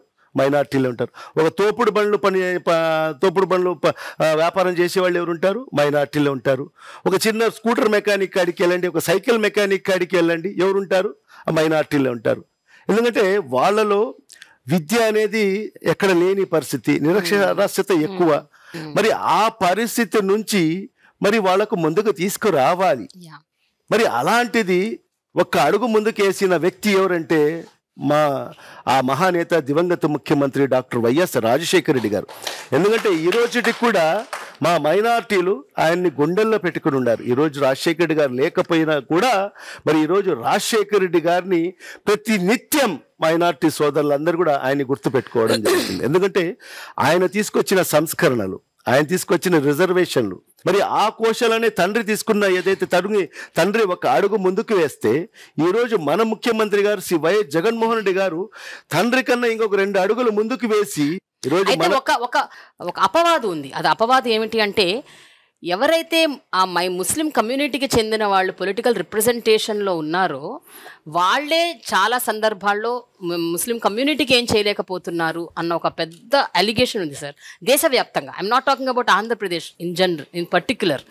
దేశవ్యాప్తంగా ముస్లిం కమ్యూనిటీకి చెందిన వాళ్ళు ఎవరైతే పొలిటికల్ పార్టీలో ఉన్నారో, ఒక రిప్రజెంటేటివ్గా ఉన్నారో, ఒక మంత్రి పదవిలో ఉన్నారో వాళ్ళే నిజంగా ఏం చేయలేకపోతున్నారు, చెయ్యట్లేదు అని. సో ఆన్ ద కాంట్రరీ ఇక్కడ ఎట్లా ఉంది పరిస్థితి? నిజంగా నేను యాజ్ ఎ మినిస్టర్ నేను గర్వంగా ఫీల్ అవుతున్నానండి. ఈరోజు నేను మంత్రిగా ఉండి నిజంగా మీరు చెప్పారు ఏదో ఒకటి చెప్పమని చెప్తున్నారు మీరు. మరి ఒకటి కాదు, నేను 2-3 సందర్భాలు చెప్తాను. మైనార్టీలందరూ కూడా, మైనార్టీ సోదరులందరూ కూడా వాళ్ళ యొక్క కోరిక ఏంటి, మనకు ఈ రాష్ట్రంలో ఒక ఇతర సామాజిక వర్గాలకు సంబంధించిన ఎస్సీలకు ఎస్టీలకు ఏ విధంగా ఒక సప్లాన్ ఉందో, మరి ఆ తరహాలో మైనార్టీలకు కూడా మనకు ఒక సప్లాన్ కావాలి అని చెప్పి కొన్ని ఏళ్ల నుంచి వాళ్ళ కోరిక ఉండేది, వాళ్ళ డిమాండ్ ఉండేది. మరి ఏ ప్రభుత్వం కూడా ఆ దిశలో అడుగులు ముందుకు వేయలేదు, మరి దాని గురించి ఆలోచన కూడా చేయలేదు. మరి ఈరోజు ఈ ప్రభుత్వంలో నిజంగా నేను గర్వపడుతున్నాను. నేను మరి మైనార్టీలకు సంబంధించి ఏదైతే సప్లాన్కు సంబంధించి మైనార్టీ కాంపోనెంట్ బిల్ నేను as a minister for minority welfare నేను ప్రవేశపెట్టగలిగానంటే నిజంగా నా జన్మ ధన్యమైనదని కూడా నేను స్పష్టంగా చెప్పగలను. రెండవది కూడా సమైక్య ఆంధ్ర రాష్ట్రం ఉన్నప్పుడు మన మైనార్టీలకు సంబంధించి కూడా మనము పర్సంటేజ్ రేషియోలో మనము బాగా ఉండేవాళ్ళం. ఈరోజు రాష్ట్రం విడిపోయిన తర్వాత ఒక చిన్న రాష్ట్రం ఆంధ్ర రాష్ట్రం, ఈరోజు మా ప్రాతినిధ్యం కేవలం ఒక 10% మాత్రమే. ఉర్దూ లాంగ్వేజ్కు ఆ ఉమ్మడి రాష్ట్రం ఉన్నప్పుడు కూడా కొన్ని ఎక్కడైతే మైనార్టీల ప్రాబల్యం ఉందో ఆ జిల్లాలో మాత్రమే మరి Urdu as a second official language గా డిక్లేర్ చేసిన పరిస్థితి. మరి ఈరోజు మనం గర్వంగా కూడా నేను చెప్పుకోగలను. రెండవది ఒక బిల్లు నేను తీసుకురావడం as a minister for minority welfare, నేను ఏదైతే ఉర్దూ లాంగ్వేజ్ ని పూర్తి ఆంధ్ర రాష్ట్ర వ్యాప్తంగా కూడా 2వ అధికార భాషగా ఉర్దూకు తీసుకురావడం అనేది కూడా నేను ఒక చరిత్రగా కూడా నేను చెప్పగలను. మరి అదే కాకుండా హజ్ అంటే ఒక ప్రతి ముస్లిం సోదరులందరూ కూడా వాళ్ళ జీవిత కాలంలో ఒక్కసారైనా హజ్ యాత్రకి వెళ్ళాలి, పవిత్ర హజ్ యాత్రకి వెళ్ళాలని చెప్పి ప్రతి ఒక్కరి కోరిక ఉంటుంది. మరి మన సమైక్య ఆంధ్ర రాష్ట్రం ఉన్నప్పుడు హైదరాబాద్ నుంచి మనం అందరం కూడా వెళ్ళే వాళ్ళము. ఈరోజు రాష్ట్రం విడిపోయిన తర్వాత మనం చూసాం మన వాళ్ళు ఎంత ఇబ్బంది పడ్డారు. ఎందుకంటే రాష్ట్రం విడిపోయిన తర్వాత కూడా మరి మనకు ప్రత్యేకంగా ఒక ఎంబార్కేషన్ పాయింట్ లేదు మన రాష్ట్రంలో. మన రాష్ట్ర పిల్గ్రిమ్స్ ఉంటారో హజ్ యాత్రికులు మన ప్రాంతం నుంచి మనం పంపించడానికి మనకు అవకాశం లేవు. మరి మన వాళ్ళు కూడా హైదరాబాద్ నుంచి వెళ్ళే పరిస్థితి ఉండేది. మరి అక్కడ ఎంత డిస్క్రిమినేషన్ అంటే తెలంగాణ వాళ్ళకు ఒక రకమైన ట్రీట్మెంటు, ఆంధ్ర వాళ్ళకు ఒక రకమైన ట్రీట్మెంట్ ఉండేది. యాజ్ ఎ మినిస్టర్ నేను కూడా మంత్రిగా ఉన్నప్పుడు నేను కూడా అక్కడికి వెళ్ళాను. మా వాళ్లకు మంచి సదుపాయాలు కల్పించమని చెప్పి అక్కడ కన్సర్న్ మినిస్టర్ని కూడా కలవడం జరిగింది. ఎంత చెప్పినా కూడా అక్కడ డిస్క్రిమినేషన్ మనం పూర్తిగా మనం గమనించాం. గౌరవ ముఖ్యమంత్రి గారి దృష్టికి తీసుకెళ్లాను. వెంటనే ముఖ్యమంత్రి గారు ఖచ్చితంగా ఈ రాష్ట్రం విడిపోయింది, మన వాళ్లకు మన ప్రాంతం నుంచి వెళ్లే ప్రతి యాత్రికులకు హజ్ యాత్రికులకు అందరూ కూడా ఖచ్చితంగా ఒక గౌరవంగా మన ప్రాంతం నుంచి మనం పంపించాలని చెప్పి వెంటనే మరి కేంద్ర ప్రభుత్వంతో ప్రధానమంత్రి నరేంద్ర మోడీ గారితో మాట్లాడి మన విజయవాడను ఎంబార్కేషన్ పాయింట్ గా మనం సాధించుకోవడం జరిగింది. ఇది ఒక మైలురాయి మనకు, ఇది కూడా ఒక చరిత్ర. ఇది మొదటిసారిగా ఇక్కడ ఎంబార్కేషన్ పాయింట్ ఏర్పాటైంది కాబట్టి మరి ఎక్కువ ఏదైతే మిగతా ఎయిర్లైన్స్ వాళ్ళు దీని మీద ఇది చేయకుండా మనకు 80,000 రూపాయలు అదనపు భారము, ఒక్కొక్క పిలిగ్రిమ్ మీద 80,000 రూపాయలు అదనపు భారం పడే పరిస్థితి మనకు కనిపించింది. ఒక కుటుంబం భార్యాభర్తలు వెళ్ళాలంటే 1,60,000 రూపాయలు అదనపు భారం అవుతుంది. మరి వాళ్ళు బేర్ చేయలేని పరిస్థితి చాలా మటుకు. మరి ఆ సందర్భంలో చాలా మంది మేము ఈ అదనపు భారాన్ని భరించలేము అని చెప్పి వాళ్ళు క్యాన్సిల్ చేసుకోవాలని చెప్పి కూడా ఆలోచన చేసిన పరిస్థితి. మరి అవన్నీ కూడా మా దృష్టికి వచ్చిన తర్వాత మరి గౌరవ ముఖ్యమంత్రి గారికి వెళ్ళాను. వెళ్ళి ఈ విధంగా ఉంది సార్ అని చెప్తానే 24 అవర్స్ లో ఒక జియో రిలీజ్ చేసి 14.5 crores ఆఫ్ రూపీస్ 24 అవర్స్ లో జియో రిలీజ్ చేసి వాళ్ళ అకౌంట్ లో జమ చేసిన ముఖ్యమంత్రి ఈ దేశంలో ఎక్కడ లేరండి, ఒక్క జగన్మోహన్ రెడ్డి గారు మాత్రమే. మరి ఇవన్నీ కూడా చెప్పుకుంటూ పోతే నిజంగా నేను గర్వపడుతున్నాను. As a minister of minorities welfare గా నేను మినిస్టర్ అయ్యి మరి ఇన్ని మంచి కార్యక్రమాలు నా చేతుల మీదుగా మరి గౌరవ ముఖ్యమంత్రి గారి యొక్క సహాయ సహకారాలతో చేయగలిగానని చెప్పి నేను గర్వంగా కూడా చెప్పగలనని చెప్పి కూడా ఈ సందర్భంగా. సార్ సురేష్ గారు, మీరు హైలీ ఎడ్యుకేటెడ్ పర్సన్, మీరు డాక్టరేట్, మీరు సివిల్ సర్వెంట్, మీరు ఎన్నో సాధించారు. అవన్నీ చేసిన తర్వాత ఎమ్మెల్యే అయ్యారు, మంత్రి అయ్యారు. సార్ మీరు చెప్పండి, పొలిటికల్ ఫీల్డ్లో ఎడ్యుకేటెడ్ పీపుల్ ఉండాలి అని అనుకుంటారా, లేకపోతే ఎవరైనా పర్లేదు అనుకుంటారా? ఎడ్యుకేషన్ అన్నది ఎంతవరకు అవసరం అని మీరు అనుకుంటున్నారు to be a political representative? చదువు అనేది అందరికీ అవసరమే. సో చదువు ఒక అదనపు ఒక అర్హతగా మనం భావించాలి తప్ప చదువే మెయిన్ అని మనం చెప్పడానికి లేదు. రాజకీయంగా ముఖ్యంగా ప్రధానంగా రాజకీయాల్లో రావాలంటే ప్రజాసేవ చేయాలనే ఒక తపన ఉండాలి. ముఖ్యంగా ఈ యొక్క సోషల్ ఇంటెలిజెన్స్ ఉండాలి. ఇట్ ఈస్ నాట్ యూనో మన ఐక్యూ అంటాం కదా, ఐక్యూ కాదు. దర్ ఆర్ ఇంటెలిజెన్స్ చాలా రకాలు ఉంటాయి. సోషల్ ఇంటెలిజెన్స్ ఉంటుంది, పొలిటికల్ ఇంటెలిజెన్స్, తర్వాత స్పిరిచువల్ ఇంటెలిజెన్స్, తర్వాత హ్యూమానిటీ, సోషల్ రిలేషన్స్ వస్తాయి. సో కాబట్టి ఈ నాకు చదువు ఆదరణగా ఉండడం వలన ఉపయోగపడింది తప్ప అంత చదువు ఉంటేనే రాజకీయాల్లోకి రావాలని అక్కడ లేదు. అంత చదువు కూడా అనవసరం, ఎందుకంటే ఇట్స్ యాక్సిడెంటల్. నాకు మాత్రం నేను అంటే ఒక కెరీర్ గ్రాఫ్ గీసుకొని ఈ విధంగా తర్వాత పాలిటిక్స్లోకి రావాలి, ఐఆర్ఎస్ చదివిన తర్వాత రావాలి, పిహెచ్డీ చేసిన తర్వాత రావాలని కాదు, యాదృచ్ఛికంగా అన్ని జరిగాయి. ప్రధానంగా దివంగత నేత ప్రయత్నం డాక్టర్ వైఎస్ రాజశేఖర రెడ్డి గారి ఒక ప్రేరణ, ఆయన ఒక స్ఫూర్తి ప్రధానం. జగన్ గారు ఒక స్టేట్మెంట్ ఇచ్చారు ఏంటంటే, రాజ్యాధికారం అన్నది పదవితో రాదు, పవర్తో వస్తుంది అని. సో మీరేమంటారు సార్? నిజంగా చెప్పండి, మీకు వచ్చిన ఈ పవర్ని మీరు ఎంతవరకు సద్వినియోగపరుస్తున్నారు? అంటే ఈ రాజ్యాధికారం మీకు ఇచ్చింది, ఒక పవర్ ఇచ్చింది. సో పదవి అన్నది దాని అవుట్కమ్, బట్ పవర్ అన్నది ఆ పవర్ చేతిలో ఉంటే you can really do good, you can do bad also. అంటే పవర్ అన్నది అంత డిస్ట్రక్టివ్ థింగ్, కానీ ఆ పవర్ని ఉపయోగించుకొని మీరు ఎంతవరకు న్యాయం చేయగలుగుతున్నారు? అంటే ఒక్కొక్క వాక్యం. జగన్మోహన్ రెడ్డి గారు మమ్మల్ని మంత్రిగా చేశారు, మంత్రిగా నాకు సివిల్ సప్లై మినిస్టర్ ఇచ్చారు. ఆ పవర్ ఇచ్చారని ఆ పవర్ని నేను ఎంజాయ్ చేయటం కాదు, ప్రజలు ఎంజాయ్ చేయాలి. ప్రజలు ఎంజాయ్ చేసే విధంగా ప్రజలకి అప్పచెప్పాలని ఆ పవర్ని మేము ప్రజలకి చేశాను. అది నేను చాలా తృప్తిగా పడుతున్నాను, కష్టపడను. ఓకే, పవర్ అనేది రాజ్యాధికారికి అవసరమేనా? ఎందుకంటే పవర్ యొక్క ఫలితాన్ని మా ప్రజలకు అందించాలి. ఏదైతే పవర్ ఉంటుందో మనకు, ఆ పవర్ యొక్క ఫలితాన్ని మాకు కాదు, పవర్ యొక్క పనితనాన్ని, పవర్ యొక్క ఫలితాన్ని ప్రజలకు అందించాలి.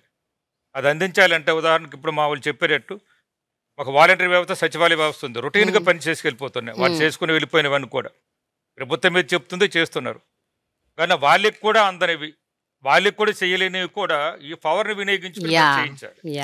ఈ పవర్ని వినియోగించుకుంటే ఈ పవర్ ద్వారా ఫలితాన్ని మా గిరిజనులకు అందిస్తున్నాం. జగన్మోహన్ రెడ్డి గారు చెప్పింది అదే, పవర్ మేము ఎంజాయ్ చేయడానికి కాదు, ప్రజలు ఎంజాయ్ చేయాలి, మీకు ఇచ్చిన పవర్ నా వినియోగించాలని చెప్పారు ముఖ్యమంత్రి గారు.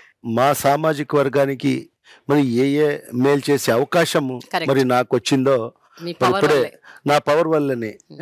మరి ఈరోజు అదే కాకుండా ఈరోజు ఒక్కసారి మీరు చూస్తే ఈ 4.5 సంవత్సరాల కాలంలో ఈ మైనార్టీ సంక్షేమం కోసం అయితే ఈరోజు మనము సుమారుగా 23,415 కోట్ల రూపాయలు మరి ఈరోజు మనము ఖర్చు చేయడం జరిగింది. మరి అదే 2014 నుంచి 19 వరకు తెలుగుదేశం పార్టీ ప్రభుత్వం అధికారంలో ఉన్నప్పుడు మరి ఆ 5 ఏళ్ల కాలంలో కేవలం 2,665 కోట్లు మాత్రమే మైనార్టీ సంక్షేమం కోసం ఖర్చు పెట్టడం జరిగింది. చూడండి, 10 రెట్లు ఎక్కువ ఈరోజు ఈ 4.5 సంవత్సరాల కాలంలోనే మనము మైనారిటీస్ వెల్ఫేర్ కోసం మనం మరి ఈరోజు ఈ ప్రభుత్వం ద్వారా మరి మా ముఖ్యమంత్రి గారు శ్రీ వైఎస్ జగన్మోహన్ రెడ్డి గారు నాకు అవకాశం ఇవ్వడం వల్ల మరి ఈరోజు ఆ పవర్ని వినియోగించి మరి ఈరోజు నా సామాజిక వర్గానికి సంబంధించిన వాళ్ళకందరికీ కూడా, మైనారిటీస్కి అందరికి కూడా ఈరోజు మేలు చేయగలిగాను అని చెప్పి నేను గర్వంగా చెప్పుకోగలను. సురేష్ గారు, అధికారం ఉంటేనే ప్రజలకు సేవ చేస్తాం, అధికారం లేనప్పుడు ప్రజలకు సేవ చేయమనే ఆలోచన కరెక్ట్ కాదని ఆ భావన. ఎందుకంటే మేము డైరెక్ట్గా ఈరోజు అధికారంలోకి రాలేదమ్మా, మేము ఒకేసారి ప్రతిపక్షంలో ఉన్నాం, అధికారం 5 సంవత్సరాలు పోరాటం చేశాం.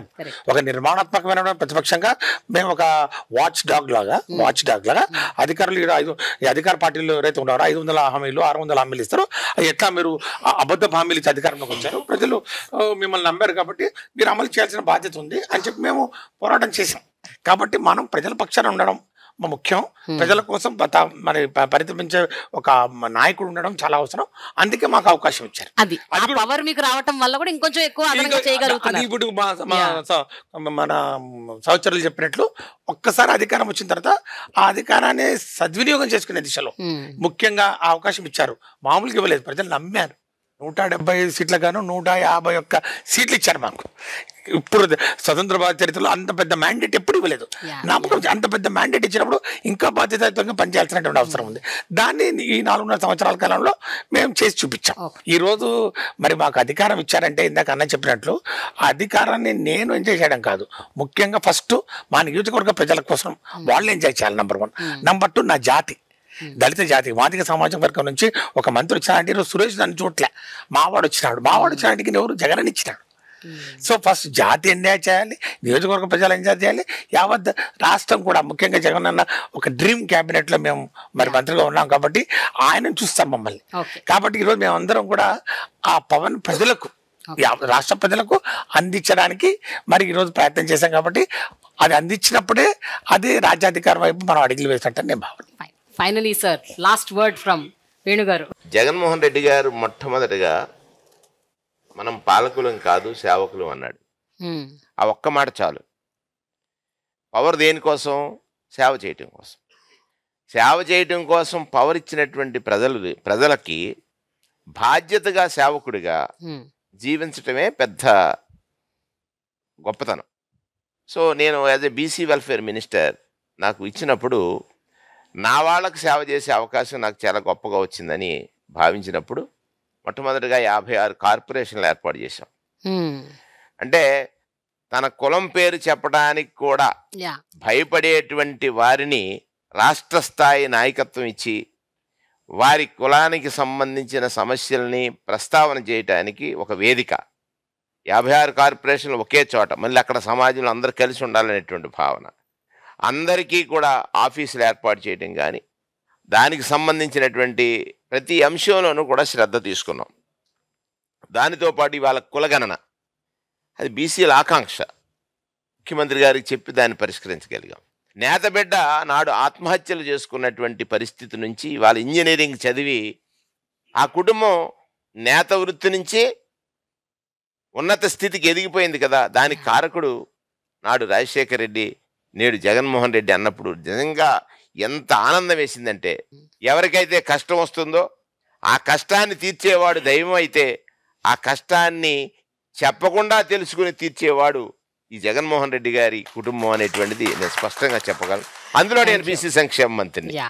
అటువంటి ఒక గొప్ప అనుభూతిని ఈ పాలకుడు మిగిల్చాడనేటువంటిది ఇవాళ మేమందరం కూడా బీసీ సంక్షేమ మంత్రిగా ప్రౌడ్ ఫీల్ అవుతాను.